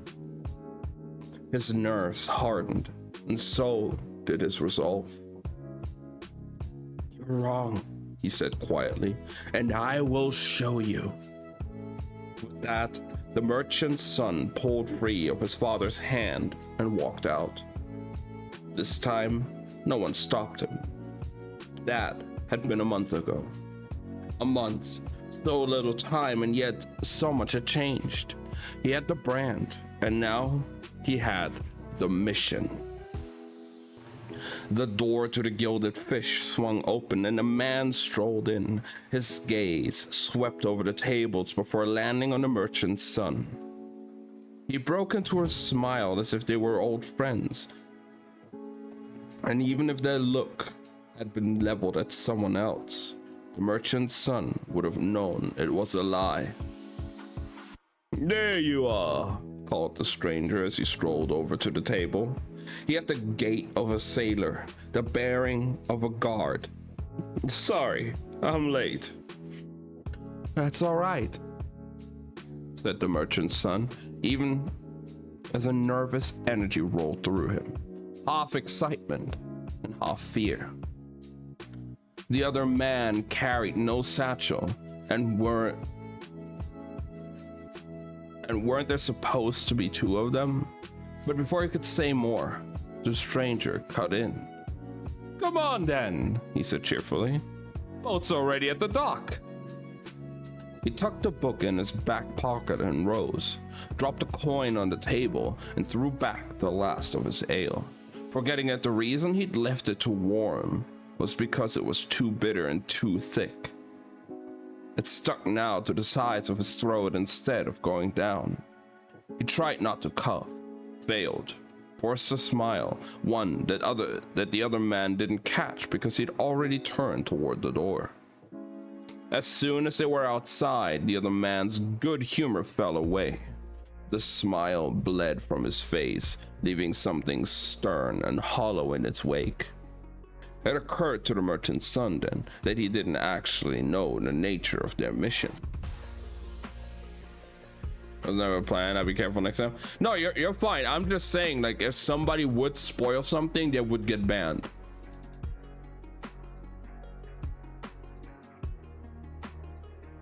He didn't actually know the true nature of their mission. He asked, assuming the other man would ignore him or go out of his way to speak in code. He didn't. "We're going to liberate something from a ship." Liberate? He knew. Liberate, he knew, was just another word for steal. The merchant's son had never stolen anything before, and the other man's answer only bred more questions. "But you spoiled yourself." "I tried not to. If it happens, it happens, I guess." "What thing? Which ship?" He opened his mouth to ask, but the words stuck like the ale in his throat as they passed a pair of royal guards. The merchant's son tensed at the sight of them, even though he'd committed no crimes. Not yet. Unless you counted the mark smuggled under his clothes. Which they would. Treason echoed his father's voice in time with his own heart.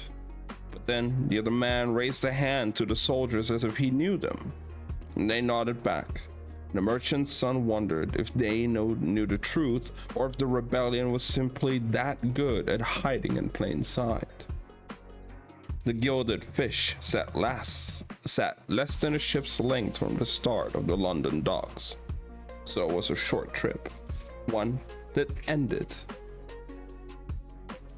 at a narrow, nameless boat, light enough to be sailed by a single wind magician like himself, a fleet-bottomed skiff, the kind used for brief, fast trips where speed was of more worth than comfort. He followed the man up into the short ramp onto the deck. As their boots sounded on the wood, his heart pounded just as loud. The moment felt vital, charged with power and portent. The merchant's son smiled and put his hands on his hips. If he were a character in a book, this was how his story would start. Perhaps one day, he would even write it. Behind them, someone cleared their throat, and he turned to find the second man, a wiry figure who didn't even bother to feign recognition. "Well," said the newest man, gaze scraping over the merchant's son. The latter waited for him to go on. And when he didn't, he held out a hand. Was about to introduce himself, but the word was still on his tongue. The first man shook his head. The second stepped forward, poked him in the chest, and said, "No names." The merchant's son frowned. Oleg always introduced himself. "What will we call each other?" The other men shrugged, as if this weren't a crucial detail. "There are three of us," said one of them said the one who'd collected him from the gilded fish. "You can count that high, can't you?" said the other dryly. "He's the first, I'm the second. Guess that makes you the third." The merchant's son frowned, but then he reminded himself numbers were often symbolic. In the stories he had read, things often came in threes, and when they did, the third was always the one that mattered. The same must be true of people. And so, as the lines were soon thrown off, the boat drifted their wake, the merchant's son, now the third man, smiled because he knew, from the crown of his head to the bottoms of his boots, that he was about to be the hero of this story, and he couldn't wait.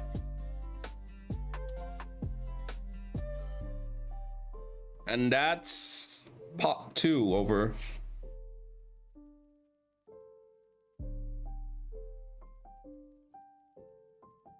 I read the name. I read the first word of the third part, and I'm excited because it's a name that we know from the previous book, and it's a good one.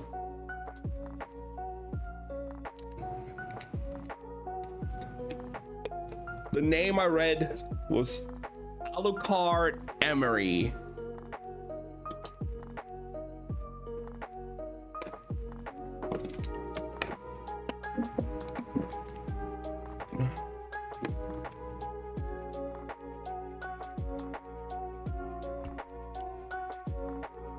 Oh boy.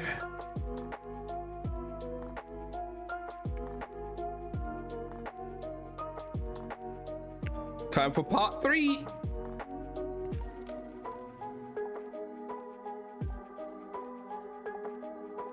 Alucard Emery was used to turning heads. He liked to think it was his dashing looks, the sun-kissed hair, the storm-blue eyes, the warm brown skin, or perhaps his impeccable taste. He'd always find a flair for well-trimmed clothes and the occasional gem, though the sapphire no longer winked above his brow. Then, of course, it might be his reputation. A noble by birth, a privateer by trade, once captain of the infamous Nightspire, reigning victor of the final Essentage. They hadn't held another tournament since Vescu's last to assassinate the queen. Survivor of the tide, and consort to the king. Each on its own would have made him interesting. Together, they made him infamous. And yet, that night, as he ambled through the silken thread, no heads turned, no gazes lingered. The pleasure garden smelled of burnt sugar and fresh lilies, a perfume that wafted through the halls and drifted up the stairs, curling like smoke around the guests. There was a stately establishment, close enough to the aisle that the river's red light tinted the windows on the southern side, and named for the white ribbons of hosts the hosts wore around their wrists to mark them from the patrons. And like all upscale brothels, its tenants were skilled in the art of unnoticing. The hosts could be counted on for their discretion, and if any patrons knew him, as they surely did, they had the good taste not to stare, or worse, to make a scene. Alucard Emery! He flinched at the volume of the voice, the brazenness of being called by name, turned to find a young man ambling toward him, already well into his cups. A single blue thread curled through the air around the youth. Though only Alucard could see it. He was dressed in fine silk, the collar open to reveal a trail of smooth, tanned skin. His golden hair was rumpled, and his eyes were black. Not edge to edge like Kel's, but perfect drops of ink that pooled in the center of the white and swallowed up to pupils, so he couldn't tell if they were shrunk to pinpricks or blown wide with pleasure. Alucard searched his memory until it produced a name. Oren. Master Rosek, he said, as cordially as he could muster, since Oren was the son of a noble house. You remember? Oren clapped him on the shoulder as if they were old friends. In truth, the Roseks had long kept their residence up north, and the two had met only once 5 years before, at the royal wedding. At the time, Alucard had thought the boy be a spoiled brat. Now, he was certain. Oh, there was no doubt about that. Oren Rosek was handsome. But the effect was tarnished by the fact the young man clearly knew it and carried himself with an arrogance that eroded his looks and left Alucard with only the impression of a very punchable face. I'm surprised to see a Rosek so far south, he said. How's London suiting you? Wonderfully, said Oren with a sloppy grin and an insufferable wink. I find myself quite at home. And your sister? Asked Alucard, glancing around in hopes of finding his host. And with her, an escape. Oh, Hanara? Oren waved his hand. She stayed with the estate. She was the oldest, after all. Alucard's attention snagged on that word. was. But before he could ask, Oren leaned in, far too close, and said, far too loud, "But I'm surprised to see you here, Mr. Emery, and not at the king's side." Alucard smiled thinly. "Last I checked, I'm not tethered to the crown, and thus free to amuse myself." Oren laughed. "I don't blame you," he said, fingers tightening on Alucard's arm. "After all, these days the king's bed must be so crowded." Alucard clenched his teeth and wondered what he might have said next if Oren had not suddenly seen a host he fancied across the room. "If you'll excuse me," said the younger noble, already propelling himself forward. "Happily," muttered Alucard, glad to see him go. Just then, a ribboned hand settled on his shoulder, and Alucard turned to find a woman in a white dress, though the words did little justice to the woman or the dress. She was exquisite, long-limbed and pale, her ash blonde hair swept up atop her head, held in place with a dozen long silver pins, their handles sculpted into thorn-like tips. The dress was a single length of white silk bound around her body like a ribbon around a tassel, cinching here and there until every vital curve was shown in sharp detail. Most know her as the White Rose. Few also knew her as the owner of the silken thread, its proprietor as always, as well as its most desired host. Alucard knew her as Kiara. "Master Emery," she purred, smooth as the silk itself. "It has been too long."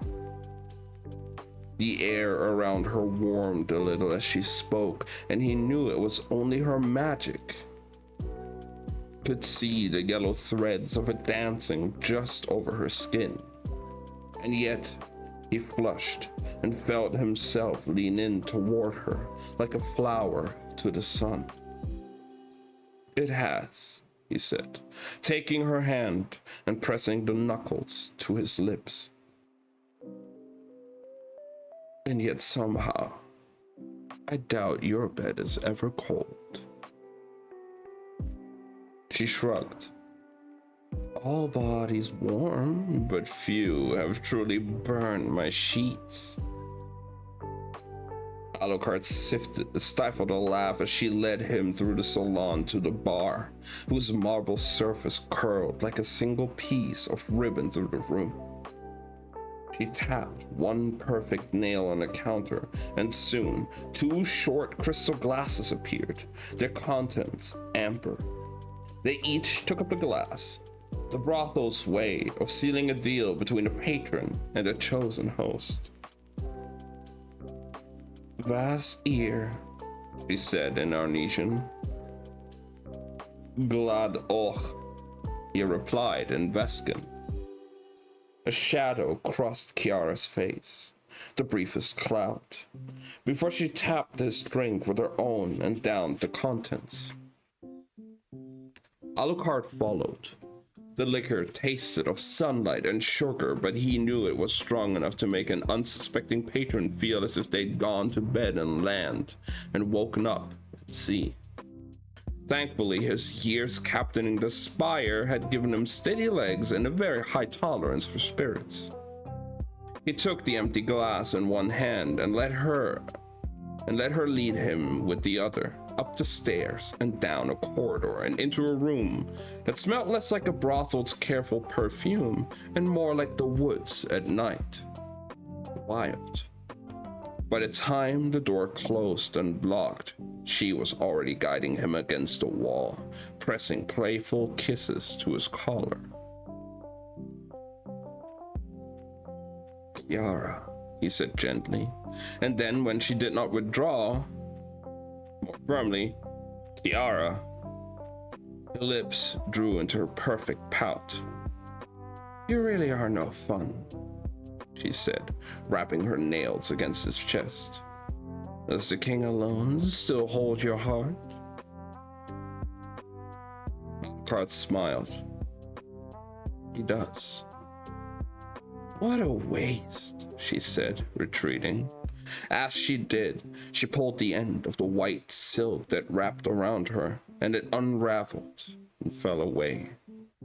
She stood there, naked, the full length of her body shining like moonlight, and his eyes were drawn less to her curves and more to her scars. Silver traced the hollow of her throat, the curves of her breasts, the crooks of her elbows, the insides of her wrists. A relic of the tide that fell on London 7 years before.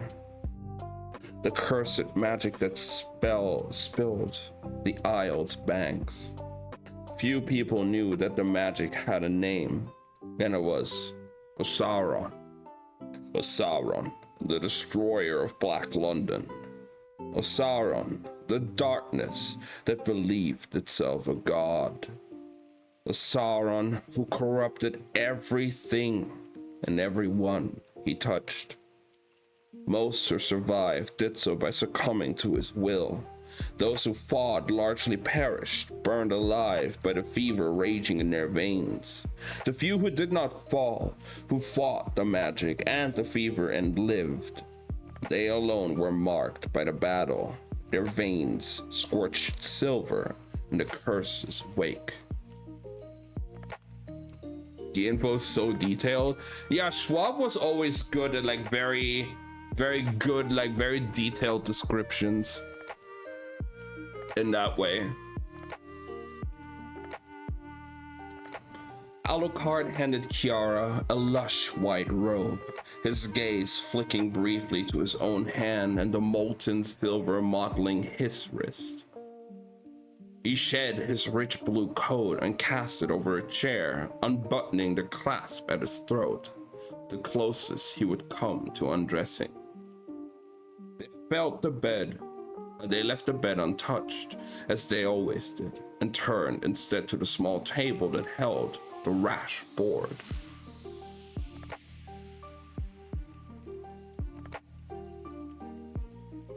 It was already laid, pieces huddled on the six-sided board, black gathered on one side, white on the other.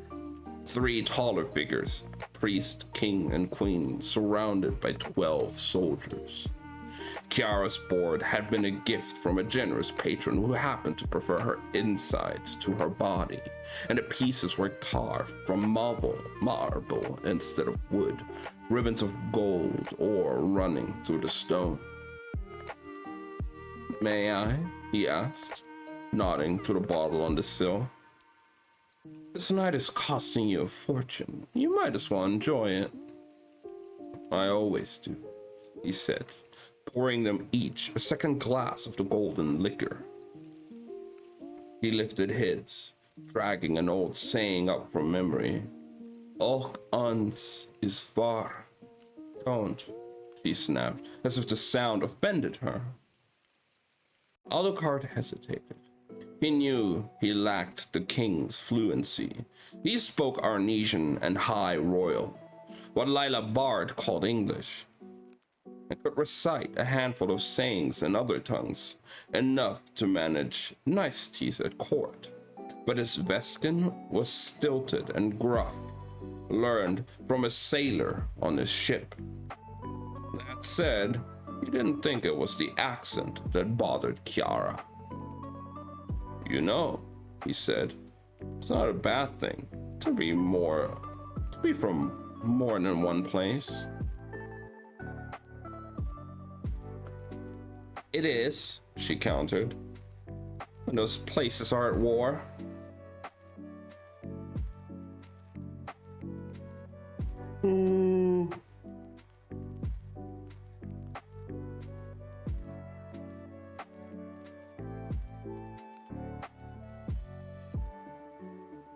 Alucard raised a brow. I didn't know we were, he said, taking a seat. Do you know something I don't? I'd wager I know many things. She poured herself into the opposite chair, as if she too were liquid. But we both know that Arnes and Vesk are wolves snapping at each other's throats. It's only a matter of time before one of them draws blood. Of course, one of them already had. 7 years ago, 2 of Vesk's heirs had arrived at the palace ostensibly to celebrate the Essen Taj and solidify the bonds between empires. But they'd come with their own plans to cripple the crown and seed the ground for war. They had succeeded, in part, slaughtering Rai's mother, Emira. They would have succeeded in killing Rai too, if such a thing were still possible.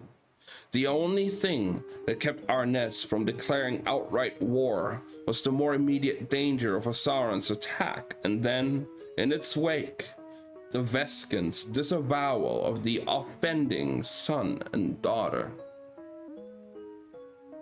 They'd gone so far as to offer up their youngest heir, Hawk, as penance. But Rai had seen too much blood in too short a time, had lost his mother to another prince's ambition, and his father to the darkness at the palace doors, had watched the tide sweep through his capital and been forced to fight against the darkness that ended an entire world. In a matter of days, he had been orphaned and crowned, left to pick up the pieces of London. And if he sought retribution, it wouldn't be with the life of a child. And so what should have been the first trumpets of war had been allowed to quiet once again back into the whispers of strategy. Still, 7 years later, tensions remained high, the veil of diplomacy shroud thin, and Alucard didn't blame Kiara for downplaying her heritage, when she made her livelihood in the shadow of the royal palace. Perhaps she was right. Perhaps it was only a matter of time before war came to London, in one form or another. They drained their glasses and took their seats, and the game began. Alucard moved 3 of his soldiers. Bold opening. Unlike Sankt, there was no way to cheat and rush. It was pure strategy. When a player swept a piece from the other side, they could take it off the board, or turn it into one of theirs, depending on the endgame. Some played to eviscerate their enemies, others to make them allies. As long as one of the prime 3 pieces was still standing, there was a chance to win. Nesh, he said as he waited for her to make her move. Have you had any interesting guests?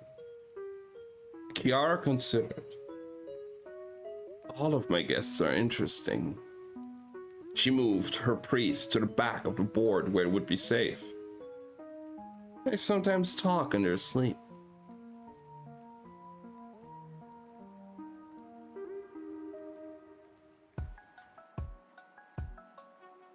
Do they? Asked Alucard, waving his turn. When it came to Rash, she was far better than him, so he rarely bothered trying to win, preferring instead to find a new way to vex his opponent. There are rumors, Kiara went on, having finished her next move, of a pirate fleet off the coast of Hal. One almost as big as the rebel army. Funny, said Alucard. My spies say it's only 4 ships, and they cannot seem to settle on a course or sail, let alone a captain. He pushed the soldier forward. And Vesk? The crown prince has not been seen at court in weeks. Some think he's at sea, others that he has docked somewhere in our nest and traveled southward in disguise to save his youngest brother Hawk. Alucard drew the soldier back again. Save him from what? Stiff beds and long-winded metaphors? Rai had placed the Vescan heir in the hands of the priests of the London sanctuary, and all reports were that he was proving a bright and exceedingly polite pupil. As Kiara considered her move, he sat back, rubbing absently at one wrist. It was a habit born years before the tide, when the worst scar he wore came from the iron he'd been forced into as a prisoner.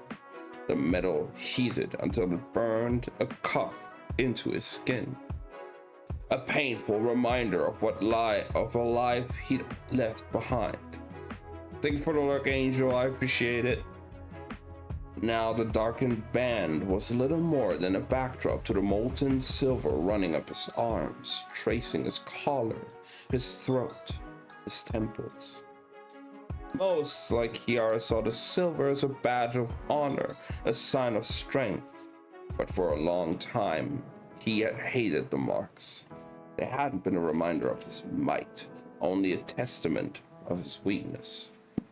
For months, every time he caught the glint of silver, he saw his little sister Anissa hollowed out in death, felt his own body collapsing to his cabin floor, remembered the fever, burning his worst memories into his mind as Sauron turned his whole spirit from a fire to a candle flame. And Alucard knew that his life would have been snuffed out if Raimaresh hadn't found him there, dying on the floor of his ship.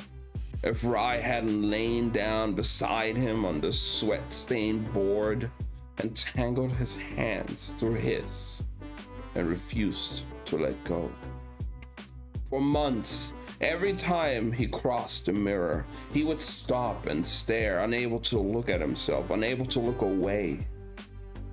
It was only a matter of time before Rai caught him staring. You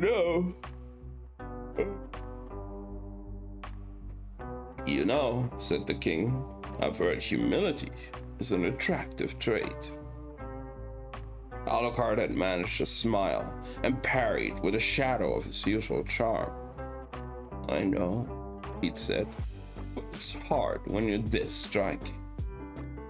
And Rai must have heard the sadness in his voice, because he draped himself over Alucard and pressed a kiss into the silver-creased hollow of his throat. Your scars are my favorite part of you, said the king, running a finger from the molten lines all the way to the brands of his wrists. I love them all. Do you know why? Because you were jealous of my looks? He quipped. For once, Rai didn't laugh. He brought his hand to Alucard's cheek and turned his gaze away from the mirror.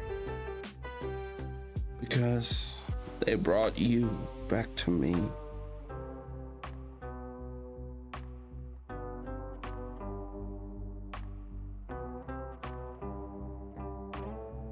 Your move, said Kiara. Alucard forced his attention back to the board. What a faro?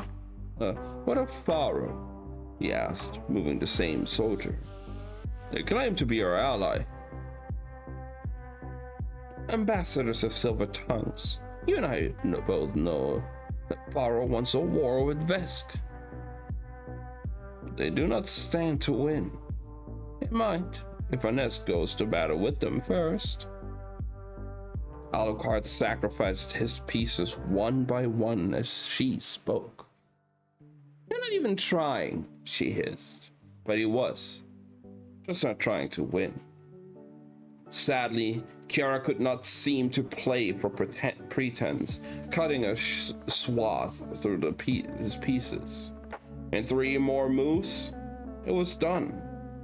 She flicked her fingers and a tiny gust of air swept through, tipping over the last of his pieces. Again, she said, and he nodded. As she reset the board, he refilled their glasses. Well then, he said, what about the hand? At the mention of the rebels, Kiara leaned back in her chair.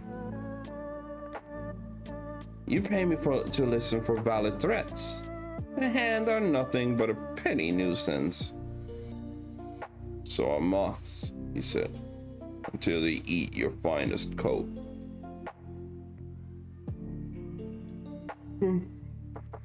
Oh boy.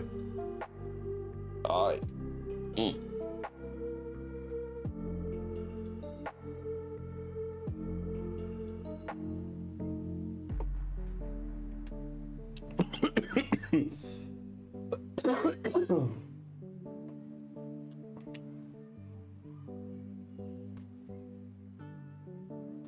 Kiara drew out a pipe and lit it with her fingers. A thin tendril of blue-gray smoke curled around her. The crown is truly worried, then. The crown is watchful, especially when a group roams the city, calling for its head. Kiara hummed, running a finger around her glass. Well, either its members are very chaste or very good at holding their tongues. As far as I know, I've never had one in my bed. You're sure? Is it true they all bear the mark somewhere on their skin? So I've heard. Then I'm quite sure, she said with a small, wicked grin. Alucard rose, suddenly restless. It had been several years since the first appearance of the hand, and at the time, the sect had seemed merely an annoyance, a pebble in the kingdom's shoe. But over the course of the past year, they'd grown into something more. There was no obvious leader, no mouthpiece, no face to the movement. Nothing but a symbol and a message. Magic was failing, and it was Rai Maresh's fault.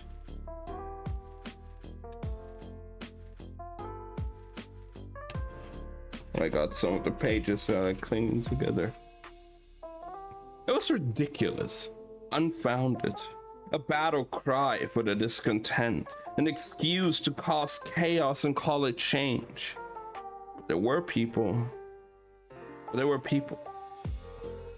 Bitter, angry, powerless people were beginning to listen. Alucard stretched and went to the windowsill. The silken thread sat on the northern bank of the city. Beyond the glass, he could see the crimson glow of the aisle and the vaulting palace, doubled gold against the river's surface in the dark. He didn't hear Kiara stand, but he saw her in the glass, felt her arms drape lazily around him. I should go, he said, weariness leaking into his voice. So soon? She asked. We haven't finished playing. You've already won. Perhaps, but still I wouldn't want anyone to doubt your capacity. He turned in her embrace. Is it my reputation you're worried about, or your own? She laughed as he plucked the pipe from her fingers and inhaled, letting the heady smoke coil in his chest. Then he leaned in and kissed her lightly, flying the smoke into her lungs. Good night, Kiara, he said, smiling against her lips. Her eyelids fluttered and drifted open. Tease, she said, blowing out the word in a puff of smoke. Alucard only laughed and slipped past her, shrugging on his coat. He stepped out into the dark and started down the street. Only the roads nearest the river were lined with pubs and gaming halls and inns. Beyond those, the northern bank gave way to pleasure gardens and galleries, and then to walled estates with well-groomed land, where most of the city's nobles made their homes. It had been a fair and sun-warmed day, but now, as he left the silken thread, the knight hovered on a knife's edge between cool and cold. Winter was on its way. Alucard had always been partial to the winter months, with their hearth fires and spiced wines and endless parties meant to rage against the chill and the lack of light.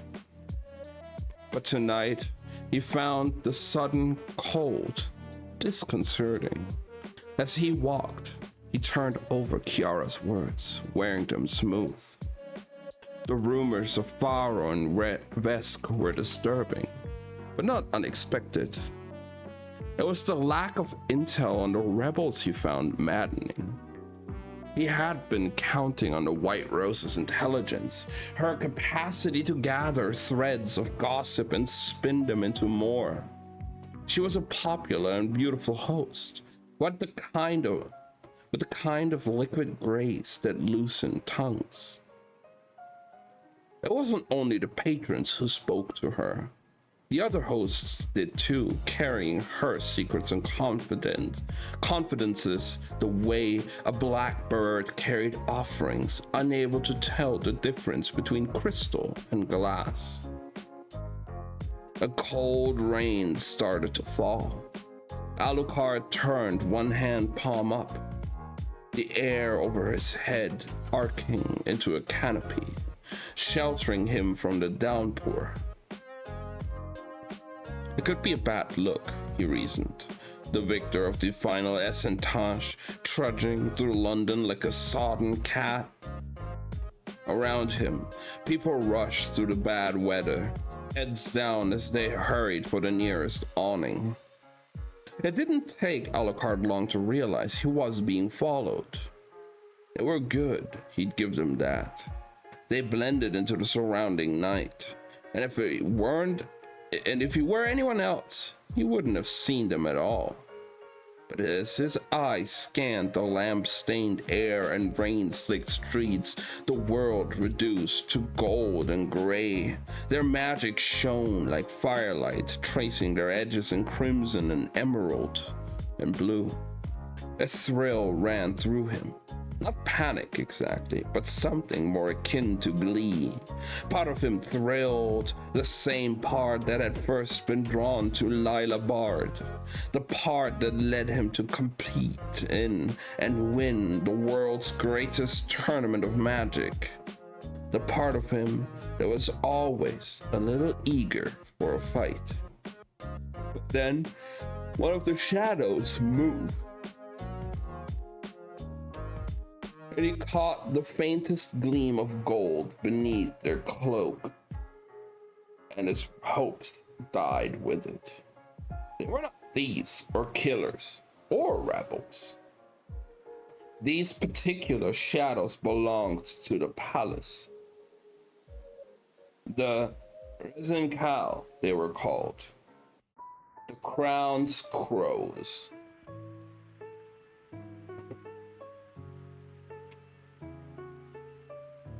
Alucard rolled his eyes and wiggled his fingers in a wave, and the shadows reluctantly slunk back, folding deeper into the night, no doubt carrying word of his exploits back to the palace.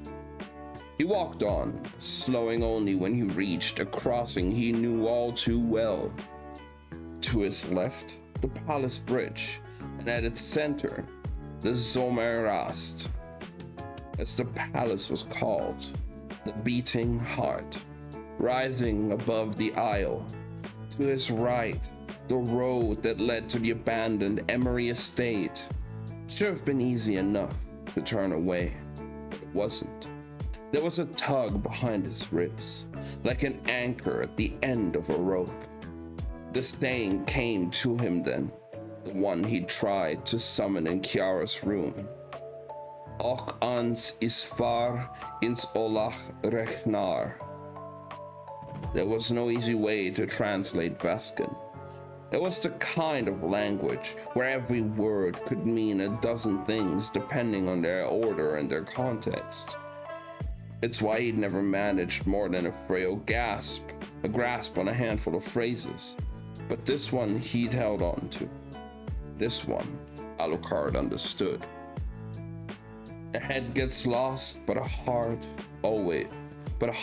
knows home. If he turned up the road, Alucard knew what he'd find. He closed his eyes, imagined walking through the open gate, climbing the steps and pushing open the door.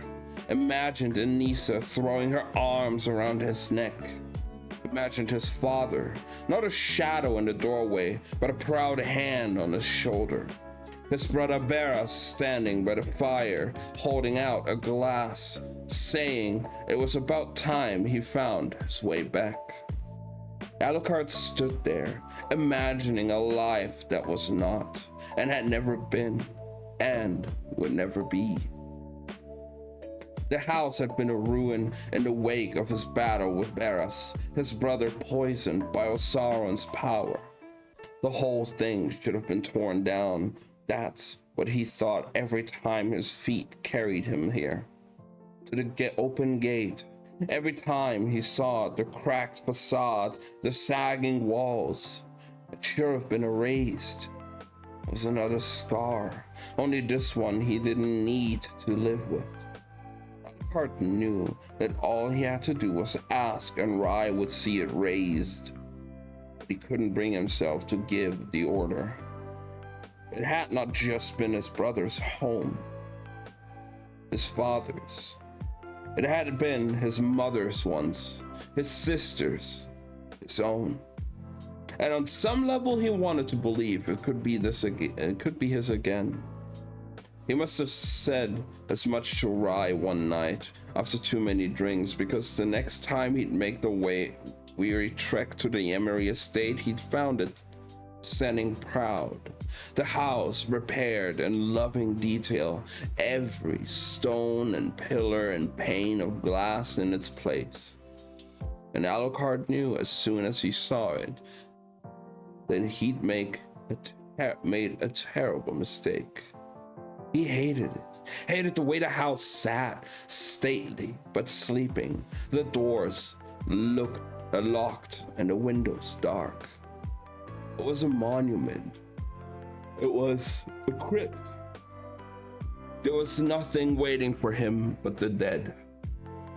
Alucard blew out a breath and turned left toward the bridge and the palace and home.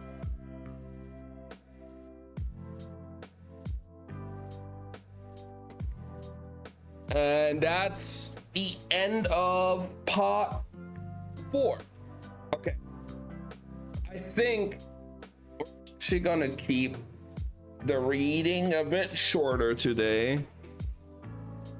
I just seem to not be at full focus today and am quite tired.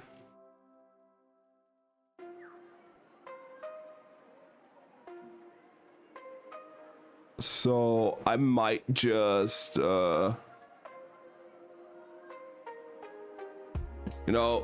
might just gonna do a bit of Genshin. I still need to do Abyss, and then after Genshin I might take a little nap or something, get some rest. But we're definitely gonna still do Genshin. But I think for the book, again, we're gonna keep it a bit shorter today, but for the book we're done. I kind of like it so far. Obviously right now we're like very much at the beginning of it. We're very, very early in, and it's a lot of setup that we're going through right now. That's for sure. But I like it. We're finally seeing one of the characters from the previous trilogy, what he's up to, Alucard, and it's interesting. That group, the Hand, is a very, very interesting kind of group. And in their beliefs of like it's Rise' fault the magic in our land is deteriorating and they want to dethrone him or something. Very, very interesting approach. But I mean, I can see why they would do that. I don't think it's the right move, but I can see why. Okay, so for now, we are going to hop on to Genshin. We're gonna do our Abyss. Hopefully, we can clear it. I haven't done it myself at all yet, but I have seen people, I have heard people talk about it and say how it's like super difficult for them and everything. So hopefully we can clear it, but I don't know. Give me 1 second. I need to change some cable stuff around.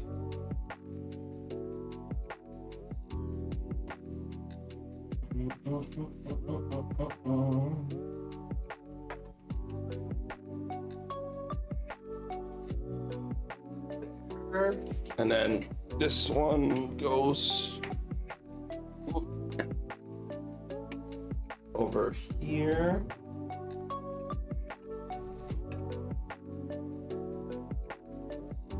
All right.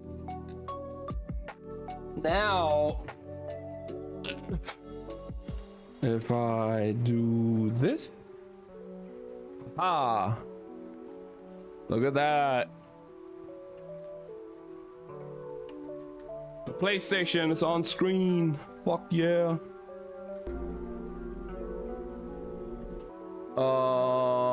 Boom. It's gonna turn black for a second because I'm switching the monitors.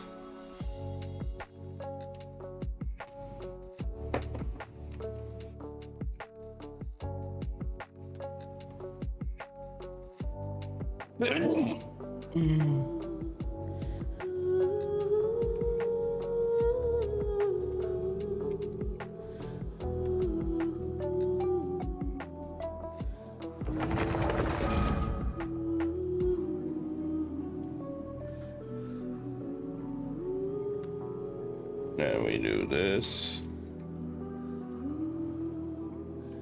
Yeah, we're gonna keep it a shorter stream today because I don't know, like I woke up fairly late, but I still feel pretty tired already. So I'm gonna keep it a bit shorter. Nothing wrong with that.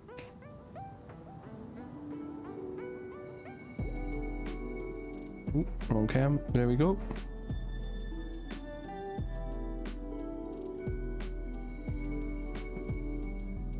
Benny's Adventure Team, assemble!